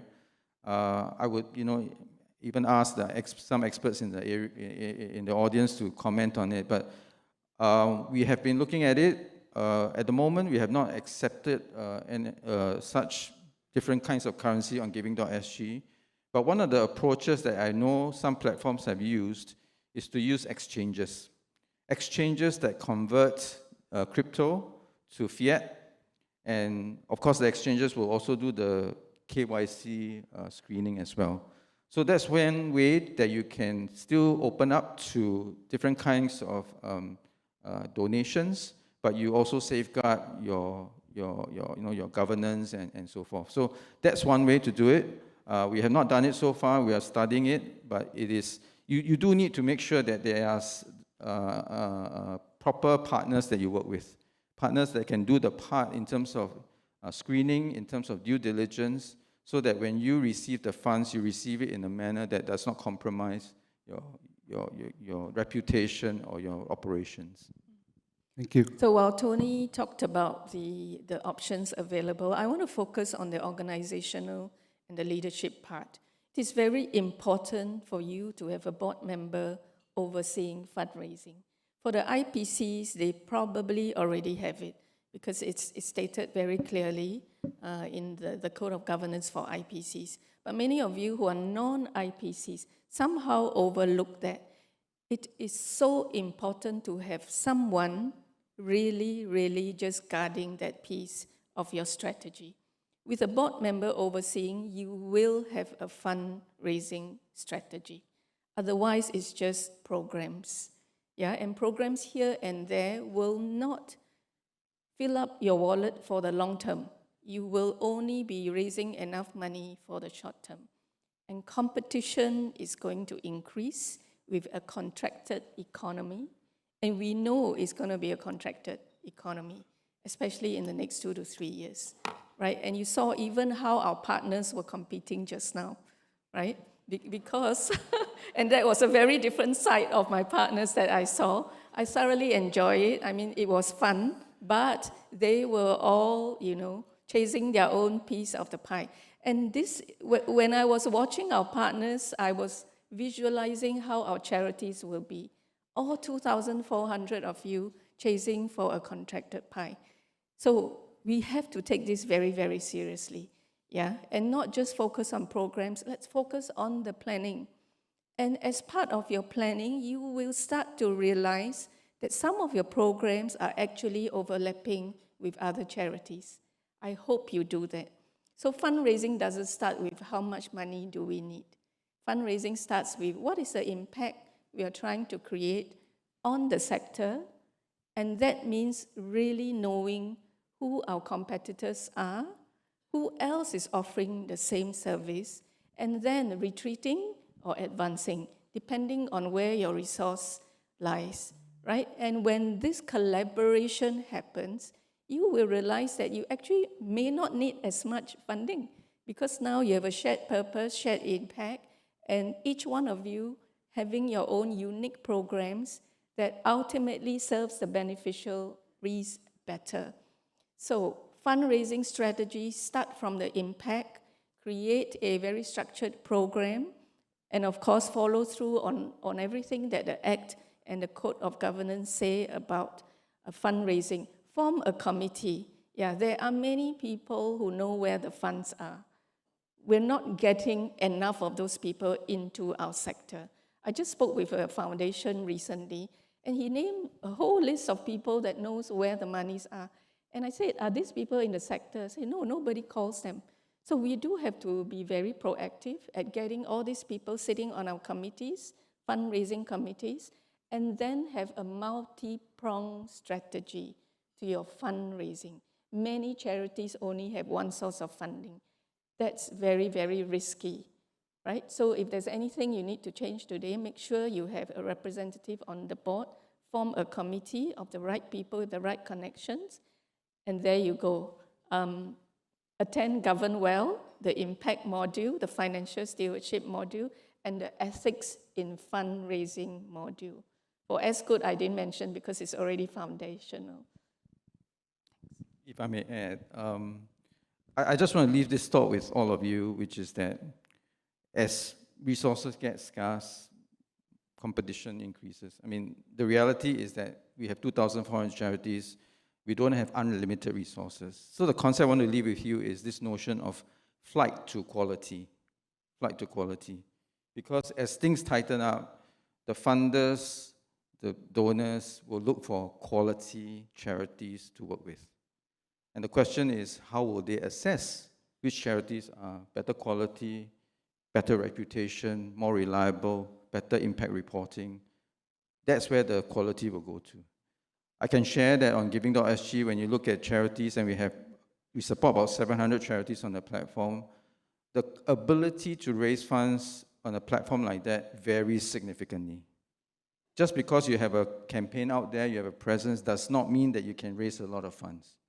But what makes a difference is storytelling, visuals, ability to demonstrate impact, and ability to use digital tools effectively. So I mentioned this, some of you who attended the City of Good Summit a couple of weeks ago, I talked about Ant International working with us to develop digital fundraising and marketing capabilities. They've committed to support 60 charities this year as part of SG60, and it's something that I think charities, and this one for all my friends who presented just now, this one with Ant is free, okay? No competition, just friendly iron sharpens iron, we help each other. But the point about this, Ant is coming in. Ant is the financial arm of Alibaba. And clearly this is their core business, right? Digital marketing, digital transactions. They're bringing all those capabilities to share with non-profit organizations. So they're going to support 60. You want to be among the 60? Sign up with us, because again, flight to quality.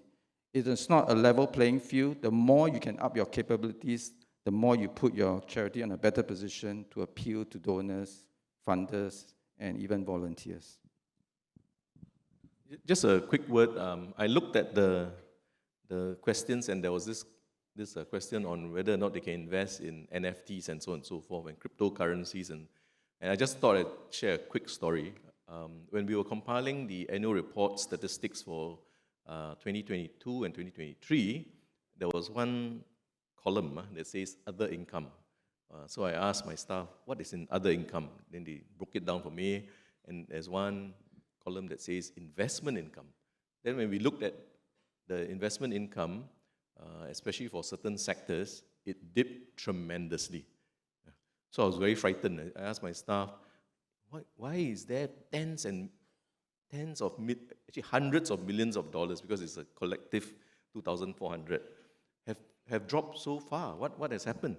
Then they told me, don't worry, this is the big charities that have huge endowment funds. So they invested in certain sectors, and this is only a paper loss. I said, oh, okay. I said, am I supposed to feel relief? They said, yes, you're supposed to feel relief. And this is last year, before tariffs. I think if I go and look at it again tomorrow, I think that paper loss is probably now even bigger.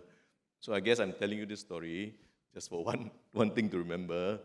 Those of you who are managing lots of funds, like Theresa say, better get someone qualified to look at it, and then think twice before you put this here, there, and other, because the investment climate nobody knows what is going to happen. That's all I wanted to say. Thanks. Oh yes, sorry, one more thing. My staff reminded me that just a quick word before I forget is the GovernWell, when we received the feedback and we started work. I remember we sat down with Madam Chair and said, who should be on that working group? And so we got the usual suspects, right? People who know this, that, so SID and all came in. We got a few of our charity board members who are very good at what they do. And then we said, hey, we need a representative from the charity sector. And so we got Mr. Tan Tiam Lai who's the president of Taoist Federation, and Reverend Sek Kwam Ping from SBF, because we needed, they comprise a large sector, and also Chinese speaking. So when we designed it, we know we have to also cater to all. So would you just, if I could ask you, please thank all these people who have been working behind the scenes to make the board charity possible. And while we're at it, I think we're also looking at how to reach out to the temples and the Chinese-speaking community, because if you notice, except for ISKA, who say they're going to subtitle things in Chinese, to reach out to the Chinese-speaking groups in the charity sector to run some kind of training for them with regard to governance and so forth, along the lines of the board training. Thanks.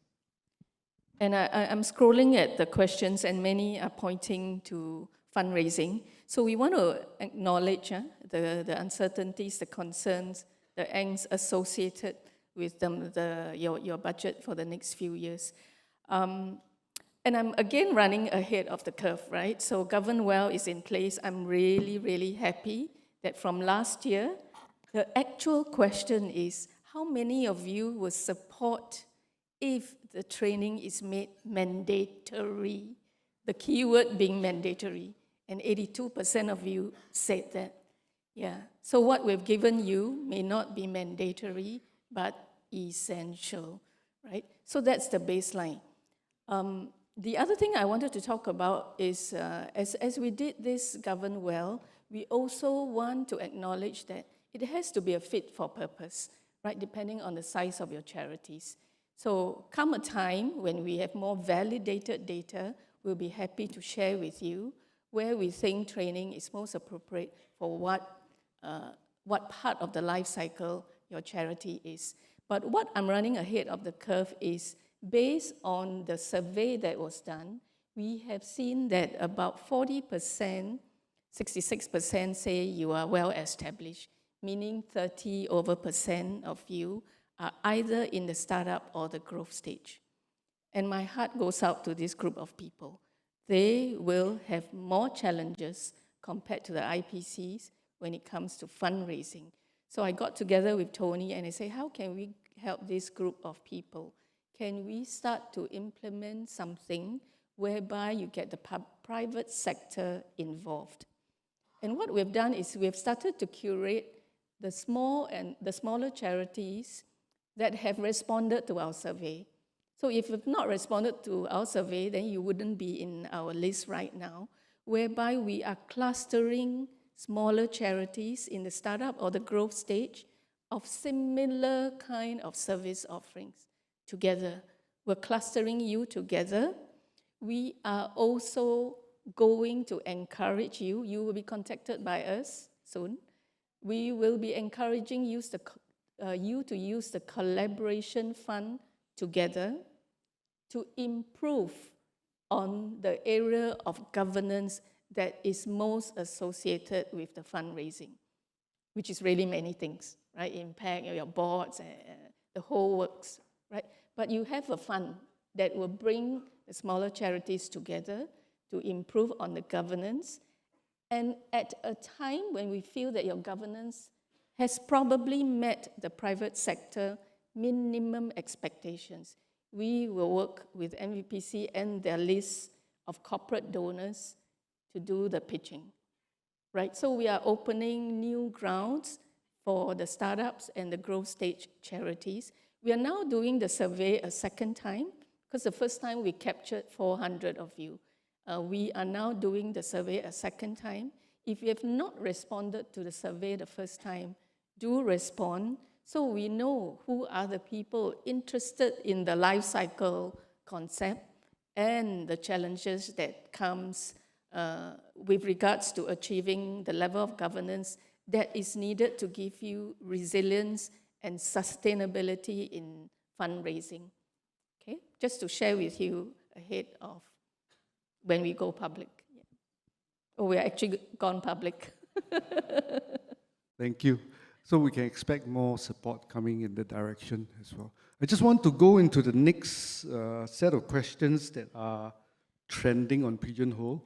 It's got to do, I think, with a bit of anxiety as well over ESG reporting, but specific here, the question is where can we find free ESG training for our staff and volunteers? The emphasis on this is great, but there are little resources specifically for charities besides the comprehensive playbook. And a related question to that is it a must to set up an ESG subcommittee? So anyone? Answer the second question first. Even the private sector does not have an ESG committee, except if you're a listed company.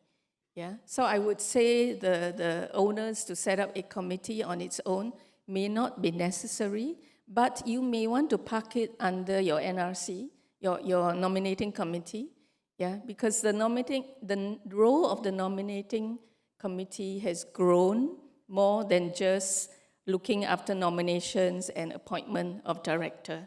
Yeah, the role has grown into formulating the entire organizational culture. Yeah, and most of the companies, even in the private sector, are aiming to do good, right? So it would be a culture of profit and purpose. And purpose would fall right straight into the ESG agenda. So don't be too stressed about the ESG agenda. We are having an event on April the 28th, whereby I will be speaking together with KPMG and a few other charities, sharing with you practical examples of how you can implement the E and the S and the G. Most of you would already be looking after the S.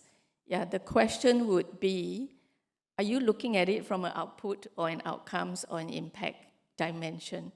Yeah, so the fact that we have placed one of the modules under GovernWell is because we believe you should now be looking at impact and not just the numbers. Yeah, because numbers are probably duplicated and replicated across the sectors. And the charity that delivers impact best would be the charity that wins the public trust and the donors' money. Because more and more of our donors are getting sophisticated in the understanding of giving. They are no longer giving just because of the numbers that you bring in, but the behaviors, the mindset change that ultimately changes lives. Right, so don't be too worried about the ESG. If you are doing what we will share with you on April 28th, you are in a pretty good shape. And these are all things that you can get started immediately. It's not something that you need an expert to come in. It's just everyday behaviors that we expect to see. Yeah. And one of my pet peeves is too many T-shirts, right? Like I've been a chair for 2.5 years, and I've got two big buckets of T-shirts from all over the charities. And I was thinking, oh, if all these can become 1 or 2 T-shirts, how nice it would be, right? So, and don't start to drop your T-shirt idea and come up with some other souvenirs, right? The idea isn't, you know, all these are materials that go into the T-shirt. It's wastage. I will put it very plainly. And this is just a simple example. There are many examples, but today is not the platform. I will share with you on April the 28th. So come for that event. Thank you. All right, we'll just look at one other question here. So this one says, are there any examples of corporate partnerships for charities to engage in for the diversification piece to generate alternate sources of funds for the organization? I suppose the larger question here is really corporate partnerships. Where do people go? Yeah, I guess that's the cue for me to speak. So again, thanks for the mention from Commissioner on the work that we do with companies. We have a network of about 3,000 companies under our Company of Good network. And really the idea has been to encourage the corporate sector to be more purpose-driven, to be able to also consider how they can create broader impact society as part of their corporate contribution to society. And the way that we have done it is to invite corporates to think about across the different areas, ESG, right? So under our corporate purpose framework, there are 5 impact areas: environment, people, society, governance, and economic. And the way that we have approached this is as you join the Company of Good network, we want to encourage them to give back. And there are different ways to give back. There is a volunteering channel, Project V, and various things that immediately companies can deploy their staff to volunteer. We also talk about, how they can serve on non-profit boards. And in the many-to-many matching that I mentioned, not just at the board level where they can have the relevant experts, relevant people who can come in, whether in fundraising, in corporate marketing, or business development, they can come in at your board level, at your committee level, as even skilled volunteers to consider working on specific projects with charities. And these are all different ways that we can bring corporate resources, corporate expertise into the charity space. The example I mentioned on ANT is really, they bring their skilled digital marketing people, digital fundraising people to support charities. So they do it in terms of their day job. They have this is their bread and butter. This is how they make a living. And they bring all of those skill sets to bear to uplift charities. So I encourage you to come speak to us if you have some specific needs, where you have certain capabilities you want to strengthen. We want to be able to develop a broad range of areas that we can support. And we have enough companies across different sectors in different domains, large charities, large companies, small companies, that are all very keen to give back. And they're just looking for the right charity partner to work with. Thank you. Commissioner, you want to add to this? Or we move on? Okay, next. The next one. What are the emerging topics that charities should prioritize? I think Commissioner has spoken a little bit about this earlier on, but maybe some of the topics that might need some reiteration, things like AML and so on, if there's anything you want to speak about. GovernWell is as emerging as you can get, right? So look no further, just sign up for GovernWell. Because we started the discussion last year, I of course started the conversations because I was so motivated by the 82%. And when Charity Unit helped me to contact the partners, I said I only want the CEOs in this meeting. Yeah, because this is not something that we fool around with. This is not just a training program, it's a development program, which means the focus is not just head knowledge, it's change of behaviors. What we like our attendees to achieve is the change of mindsets that come along with learning. And this is where the face-to-face networking come in, the cross-learning, the understanding of best practices among you. I'm going to sign up for the courses, the ISCA courses, the ethics courses. As good, I've already attended. And in fact, I'm also going to be signing up. So I invite you to join me, right? Because if you consider yourself an experienced veteran board member and you already know everything, I would like to assure you that after 16 years of governing and chairpersonship, I still don't feel adequate enough to govern a charity. It is a very, very, very tall order to get it right. So if you or some of your contacts who are not here think they know everything, question their assumptions. Yeah, and I want to set that example by putting that time aside. I know it's 74 hours. You divide it by 3 years, it's only 3 hours a month. Your charity deserves that 3 hours a month. And Hak Seng also mentioned it's just $10 an hour. Yeah, even your Grab order is more than $10, right? So follow me in this pursuit of doing good, but to do it right. And I encourage you to sign. The partners have worked really hard. We sat together, we looked at all the different topics, and we eliminated the overlaps right early in the process. Yeah, and they just went along with it. They didn't say no, but it's something. They were really, really collaborative. And I experienced how that collaboration can bring together so much synergistic effect. What we've achieved with GovernWell is only 50%, right? From the time you answered the survey to the curation of this program. And that 50% is what we have supplied to you. The other 50% is the demand. You have to tell us that what we have supplied fits with your demand, right? So go ahead, sign up. We will have a feedback session at the end of the year for those people who have registered to just realign and streamline the program again. So we've done a lot. We've really put the entire menu, on the table for you. All you need to do is to order and start eating. So please do that. Thank you. And just to add quickly to what Theresa has said, the problem with speaking after Theresa is because her answers are very comprehensive and there's nothing else to say.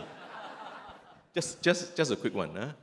Now, underlying, so as Theresa said, we actually gave a lot of thought as to which are the 4 most important topics for now. So this is the 4 most important. But underlying all of it, looking at all the multiple, as the regulator of charities, looking at all the complaints, the letters that come in, underlying all this is actually people-to-people issues. So whether it's within the board or between the board and the executive team. So we think that, so that's the The problem is ourselves. For some reason, we cannot get along with each other. I don't know why, but it's like that. At least for the 150 cases we're looking at. So I had discussed with the team. We think that mediation is important. If you really cannot talk properly to one another, then at least have a third party to try to facilitate that conversation. Now, the important thing that I think we need to look out for is this we want, as I said in the address, that we need a common language, a common platform and vocabulary to talk about. So imagine if all your board members and all your charity leaders in your charity understand and have a common language to speak. Then if some oddball says that, hey, I want to give this contract to my brother-in-law, then everybody will look in and say, that's not what the ethics module said. Or another fellow say, I want to recruit my sister-in-law, and I want to do this, that, and the other, and everything that goes against good governance, then the majority in the board, including the staff in that charity, will tell the fellow, you are doing wrong. This is clearly wrong. That's one of the key reasons why we think it's important that everybody speaks a common language in the charity sector, starting with an individual charity itself. Thanks. If I may add, Prof. In terms of one particular emerging topic, and I think it's probably on many of our minds, but maybe more implicit rather than explicit. I want to make this point, which is that we all know, and it was mentioned earlier about uncertainty being the only certainty. Actually, change, the notion of change, and sometimes humans underestimate how fast change is happening and how comprehensively it's happening. I mean, just think about the external environment. Just 2nd April, how much the world has changed. The world order in 80 years has been turned on its head. And that's going to affect a whole range of issues and topics. But that's, just at one level, right? Think also in terms of, we talked about what's happening in Singapore, the demographic changes, the changes in society as regards persons with disability, persons with special needs, families, social mobility, all those things are happening. And I think one other point, which I think we are aware of, but maybe just to connect all these dots, is that there's a generational change happening. The millennials are now in their 40s. Many of them are reaching the C-suites. They're taking over organizations. They're taking over family businesses. We have the Gen Zs coming into the workforce. Fundamentally, the people that we work with, the people we work for, are changing.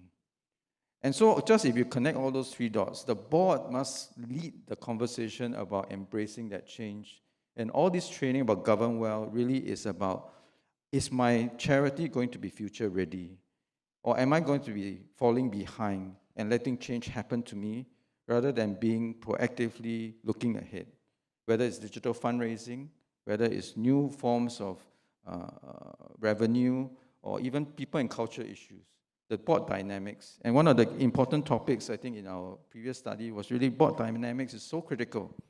A board that's dysfunctional, they can't talk to each other, they cannot work towards a common goal, will just basically tie the charity up in knots. And so I just want to make this point about change, because I think this is where the point about upgrading, about learning, about being humble. And Madam Chair, for all her experience, still feels that she wants to learn and needs to learn. I feel the same. I have chaired 2 IPC charities, and I still have so much to learn. But the point is that if we think that we know it all and we come guns blazing, we have all the answers, tell the ED what to do, I think there's a problem. So there has to be that openness to change and recognizing that we have to put aside all our assumptions. Yes, we have experience, we have track record, but let's be humble and let's be ready to learn and embrace and lead the change for the charity and not fall behind and stick to our old ways. So I just want to make that point because I think the environment really is going to be challenging, and if we don't be proactive and be forward-looking, I think that will be a big problem for us. Thank you. Okay, the next question I think has been addressed a little bit earlier on, but it's been top voted, so I think we'll go through that again, which is how do you measure the impact of programs? I suppose the immediate direct answer is GovernWell, but I think the general anxiety is more about, is there a standard that or modality that we can resort to? Martin is not here, right? So I can only share my personal experience when I chaired two charities previously. How do we measure impact? It's really to understand the systems theory, right? We all have to think systems nowadays, right? And the systems theory say there are three ways of measuring. One is output, say the number of meals that we deliver to an elderly community. That's really the easiest thing to do, right? And previously, donors will fund such programs because they can say, oh, we delivered 1,000 meals to the elderly. The second one would be outcomes, meaning how healthy have the elderly become as a result of eating those meals.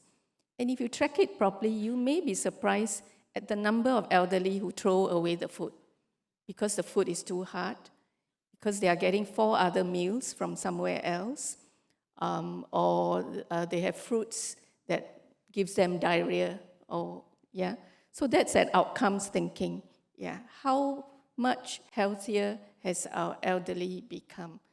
And the impact would be to the ecosystem.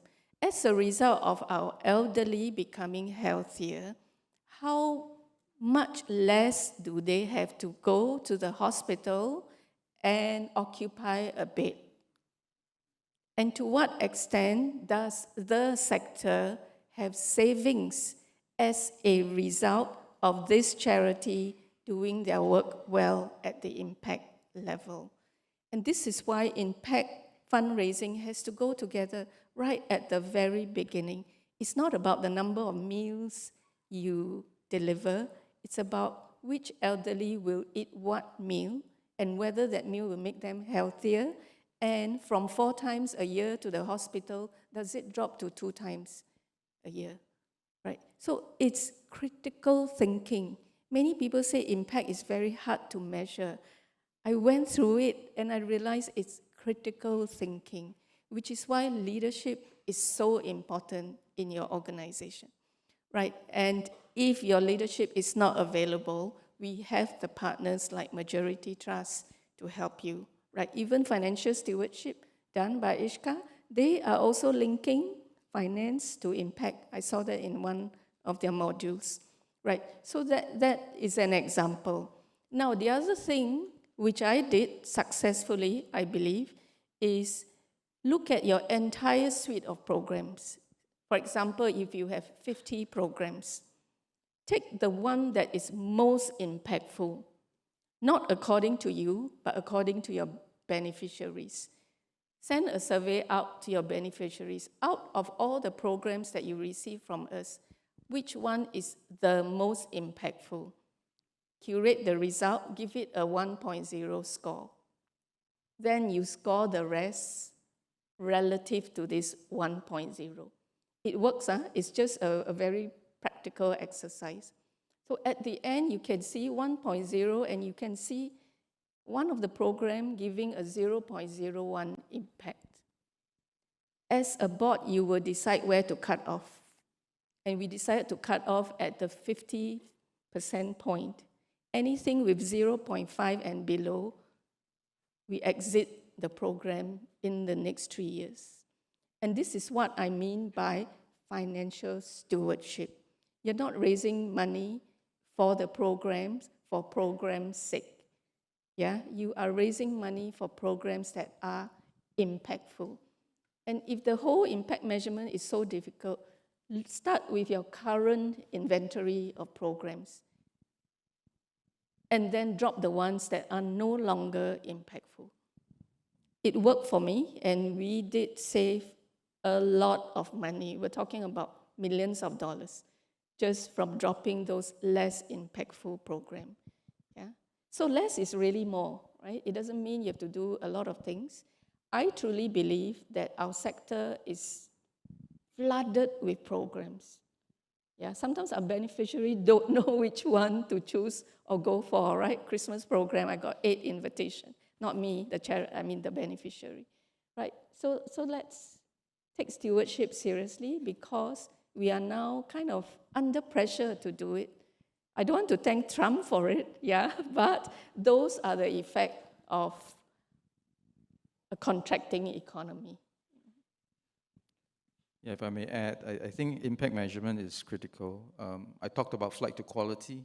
Increasingly, funders looking for it in terms of theory of change, outcome, and impact. Output is relevant in terms of easier to measure metrics, but they're asking, so what? What happens then? How do I know that lives are being changed? And you have to be in a position to answer those questions. Even if you can't produce the impact immediately, you have to provide a pathway to say you connect the dots.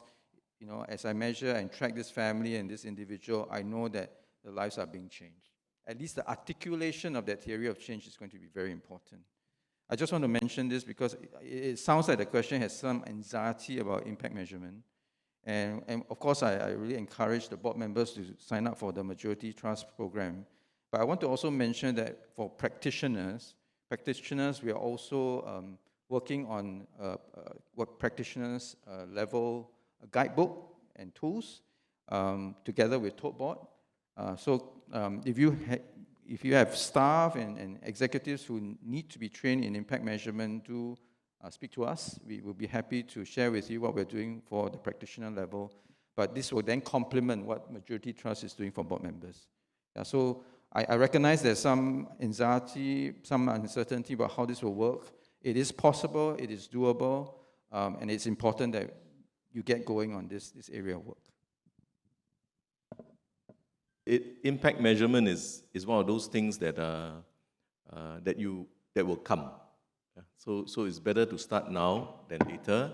And as a charity board, your job is to look at what is looming on the horizon, what is going to hit your charity, whether it's economic recession, funding, how funders are going to fund you based on impact rather than outcome and output. So if you do that and you prepare for the future now, then you should attend the courses that are now currently available. If you don't know, it's okay. There's time to do so, but it should not be always don't know. You need to close that gap. Thank you. Okay, I wanted to take two board-related questions together because I think they do intertwine as well. For board training, would there be specific training for charity types? For example, religious organizations. The structure and fundraising scope, for example, the way they manage volunteers, for example, could be different. So that's one question. The other question is, has the non-hard-coded 10-year tenure limit for boards effectively encouraged leadership renewal and governance improvement? And is there any sort of evidence that we can point to? So two board-related questions. If I can take the board question first, every session that we ever held, whether it's a webinar or in conversation, this question keeps coming up, although it's lesser and lesser. So I'll explain why we put this 10-year limit. It really, as I've said before, it is to prevent an over-familiarity from setting in. Like it or not, if you and I stay in an organization long enough, two things can happen. First, we run out of ideas as to what to do. And therefore, complacency may set in. Sorry, I can't count. There's a third one. Sometimes over-familiarity also sets in. And then we start doing things that we ought not to do. So to prevent that, we must, and I think, we could have cut off at 9 years. We have cut off at 15 years. Why 10? Because I think 10 years is enough time for an individual or a board to be able to do things in the charity to make a significant difference. When it's time to go, then you go, but you make sure you leave behind you a charity that is well-functioning, and you do that by having board succession planning put in place properly. And we're not asking you to do it in a sudden cliff drop manner, but to do it in a transitional manner. So you change it 1/3 at a time. Well, this sounds like GE, but it's not, believe me, It's not, yeah. Thanks. I mentioned earlier that when we curated GovernWell, it was also concurrently done with the charity life cycle findings. Because at the back of my mind, I am very, very sensitive to the stage of the charity and what kind of training they need. But I can safely say, with regards to governance, GovernWell applies to all the charity. Because we tried to do this mapping. Maybe for the small charity, we drop ethics, and some of the partners say, no way, the startups really need the ethics program, so it went back. Yeah, we already know as good is foundational. So we had to decide whether ethics was foundational. And among the CEOs and myself and their working teams, we all decided that ethics has to be foundational as well, because this is the fabric of how we make decisions, especially in difficult times. Our true character will show as a leader and as an organization. And then we looked at impact.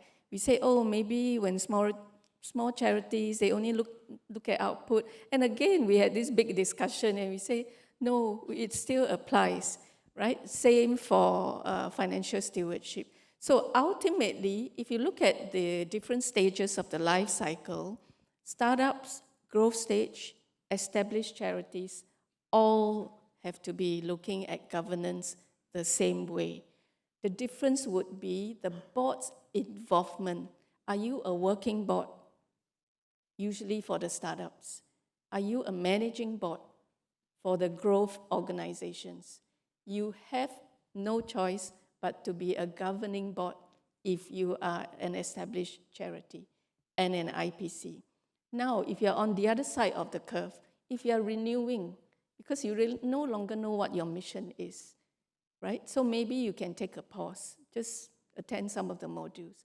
If you are at the stage of a decline and you are deciding, maybe you are terminal, you don't need to exist anymore because you've done so well in the last 10, 20 years, your beneficiaries have all graduated in that sense, and your programs and services are no longer needed.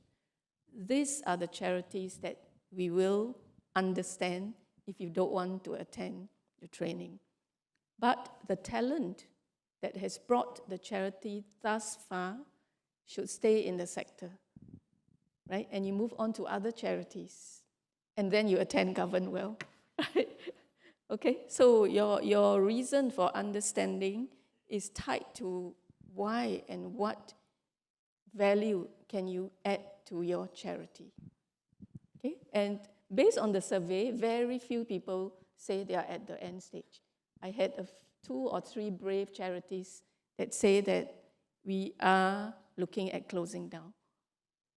So if that is a fact, do it in the life cycle survey, right? Because that is not the end. It's a start of a new beginning, right? That's how I look at it. Just to add, I think I mentioned the board leadership study earlier. So based on the responses for about 1,300 board members of non-profits, the initial findings, and the full report will come out later this year, but the initial findings has given us 2 important insights. One is that board culture, and Commissioner talked about relationships. Board culture is very important in terms of charity performance. A board that can work effectively makes a big difference in how the charity performs. The second point is really that expertise and independence of board members is also critical. And of course, expertise is the diversity. You want to look at the skill sets that you need to bring in. But independence is the flip side, right? If you have as the Commissioner said, if people are there too long, are they still able to maintain their independence? Are they still willing to ask the tough questions? Are they still willing to take unpopular positions on the board? And where independence is lost, I think you undermine the ability of the board to do its best work. So those are the two insights. I think look out for the full report coming soon, but I would say that there are really good reasons and evidence, at least from this study, to suggest that renewal is something not just because there is a guideline or one day it becomes hard-coded, but the point is really it is good for your charity. It is good for the performance of the people that you serve, so that again, it is you're better positioned to answer to funders, to volunteers, to even your service users and stakeholders, that you are a well-governed board and your board functions very effectively because all these things are in place. So let's not be fearful. I think change is always something, like I mentioned, not so easy. But the boards that have been on, the renewal that has been done intentionally, carefully, strategically, actually really helps to refresh the board in terms of new perspectives and new ideas. And like I said, if you have board members who are maybe a bit younger, they can bring into the boardroom perspectives from the millennials and other generations that you need to serve. I think that's very critical. And you miss that if you decide that you want to keep your board the way it is and keep it to that same group.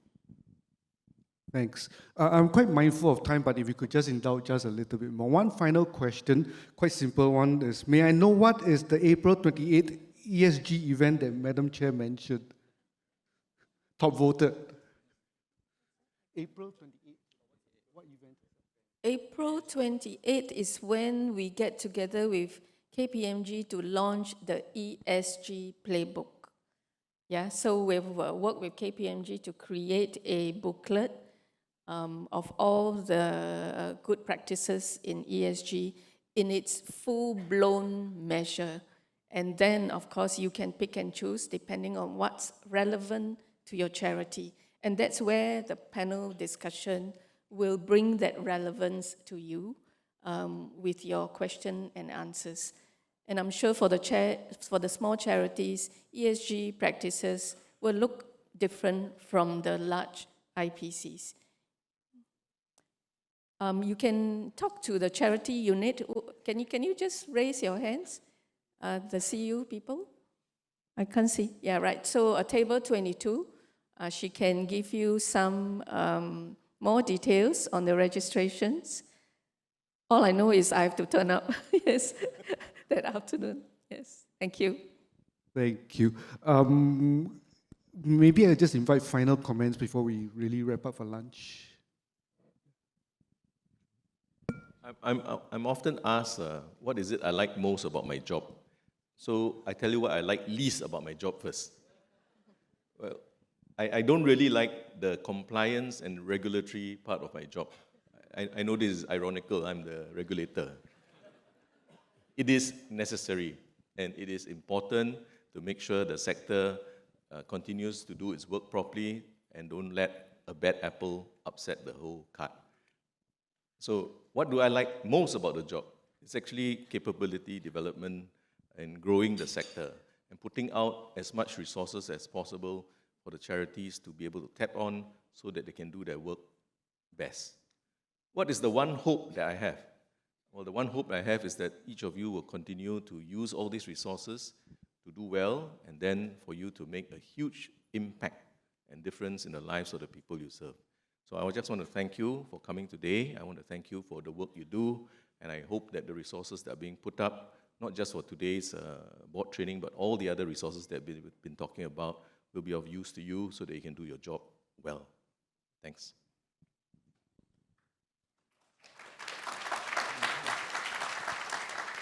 Okay. As I get a bit older, I find it hard to remember many things. But one lesson I took away is I am anywhere near Commissioner in terms of his eloquence and his limericks. But I can offer three things, and three things that has actually mentioned, but it helps me to remember all the different things we talked about today and maybe connect the dots in terms of the different programs. So I'll go with do good, do right, and do well. And we're all here to do good. We are volunteers. We serve on boards. We want to make impact in society. And that has to be the reason why we serve. But the do good cannot be just good intentions. We want to be able to do real good. And that has to, we talked about impact, not just in terms of output, but what are the real outcomes and the real impact that we're establishing. And the do-good also has to be something that has the strategic focus and strategic clarity. And that's what boards bring. There's always a danger of mission creep. There's always a danger of chasing after many things.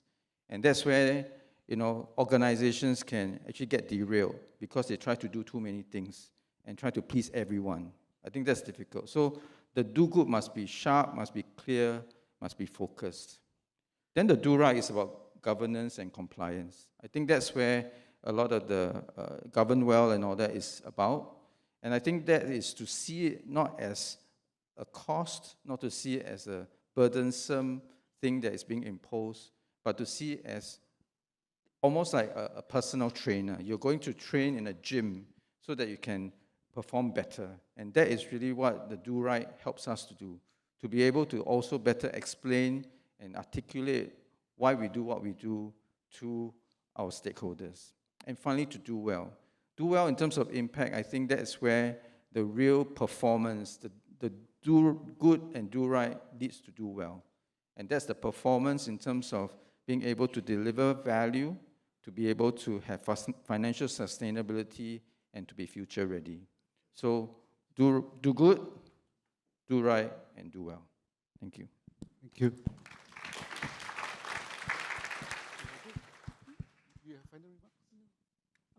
Okay, we didn't practice for this, although it sounds like we practice. So when I walked in this morning, I was telling Commissioner that today I'm just going to relax because it's a Commissioner event, right? So now that you're making us think, I kind of just want to simplify the process of my thoughts.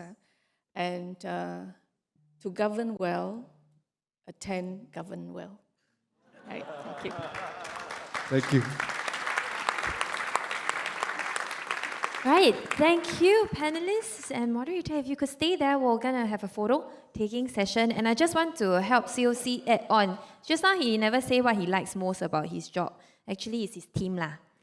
Yeah, don't say never help you, Okay, while they are taking their photo, ladies and gentlemen, I'm very sure you enjoyed the panel discussion very much. There were a lot of insights. I saw everybody taking notes. I also have some. And it turns into to-do list for us at MVPC, so that's great. Right now, we would like to sincerely request for your feedback to help us be even better, because this is going to come again next year, and there will be many other events that we're running. So here's the instructions that you need. I see many of you over here have already picked up your phones, so those of you who are online, please also do the same. Pick up your mobile device, open your QR scanner or your camera app, point it at the QR code on screen or over here, and complete the survey. Let us know how you found this session. Right. Okay, and after you have completed the survey, then the doors will open. If you never finish, the doors will not open. Okay, after you have finished it, there will be lunch served outside, and you could chat more over lunch. And just like what I promised earlier, the booths will still be there, so please visit. I'm very sure you're excited by the programs.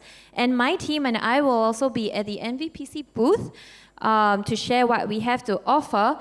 We saw there was some interest just now, so I've told CU that you can come by NVPC's booth to register your interest, and we will link up with them to follow up on the workshops and all that, okay? And this one is a very important announcement. I was informed by the organizing team that we still have complimentary parking tickets left over, but it's first come, first served basis. So if you need one, please pick it up at the reception on your way out. All right. And on behalf of the Office of the Commissioner of Charities, the Charity Council, Pro Bono SG, and the National Volunteer and Philanthropy Centre, thank you for joining us today. Once again, my name is Chin Lee, and I'm from NVPC. It's been my absolute pleasure to be your MC for today, and wishing everybody a great long weekend ahead. Thank you.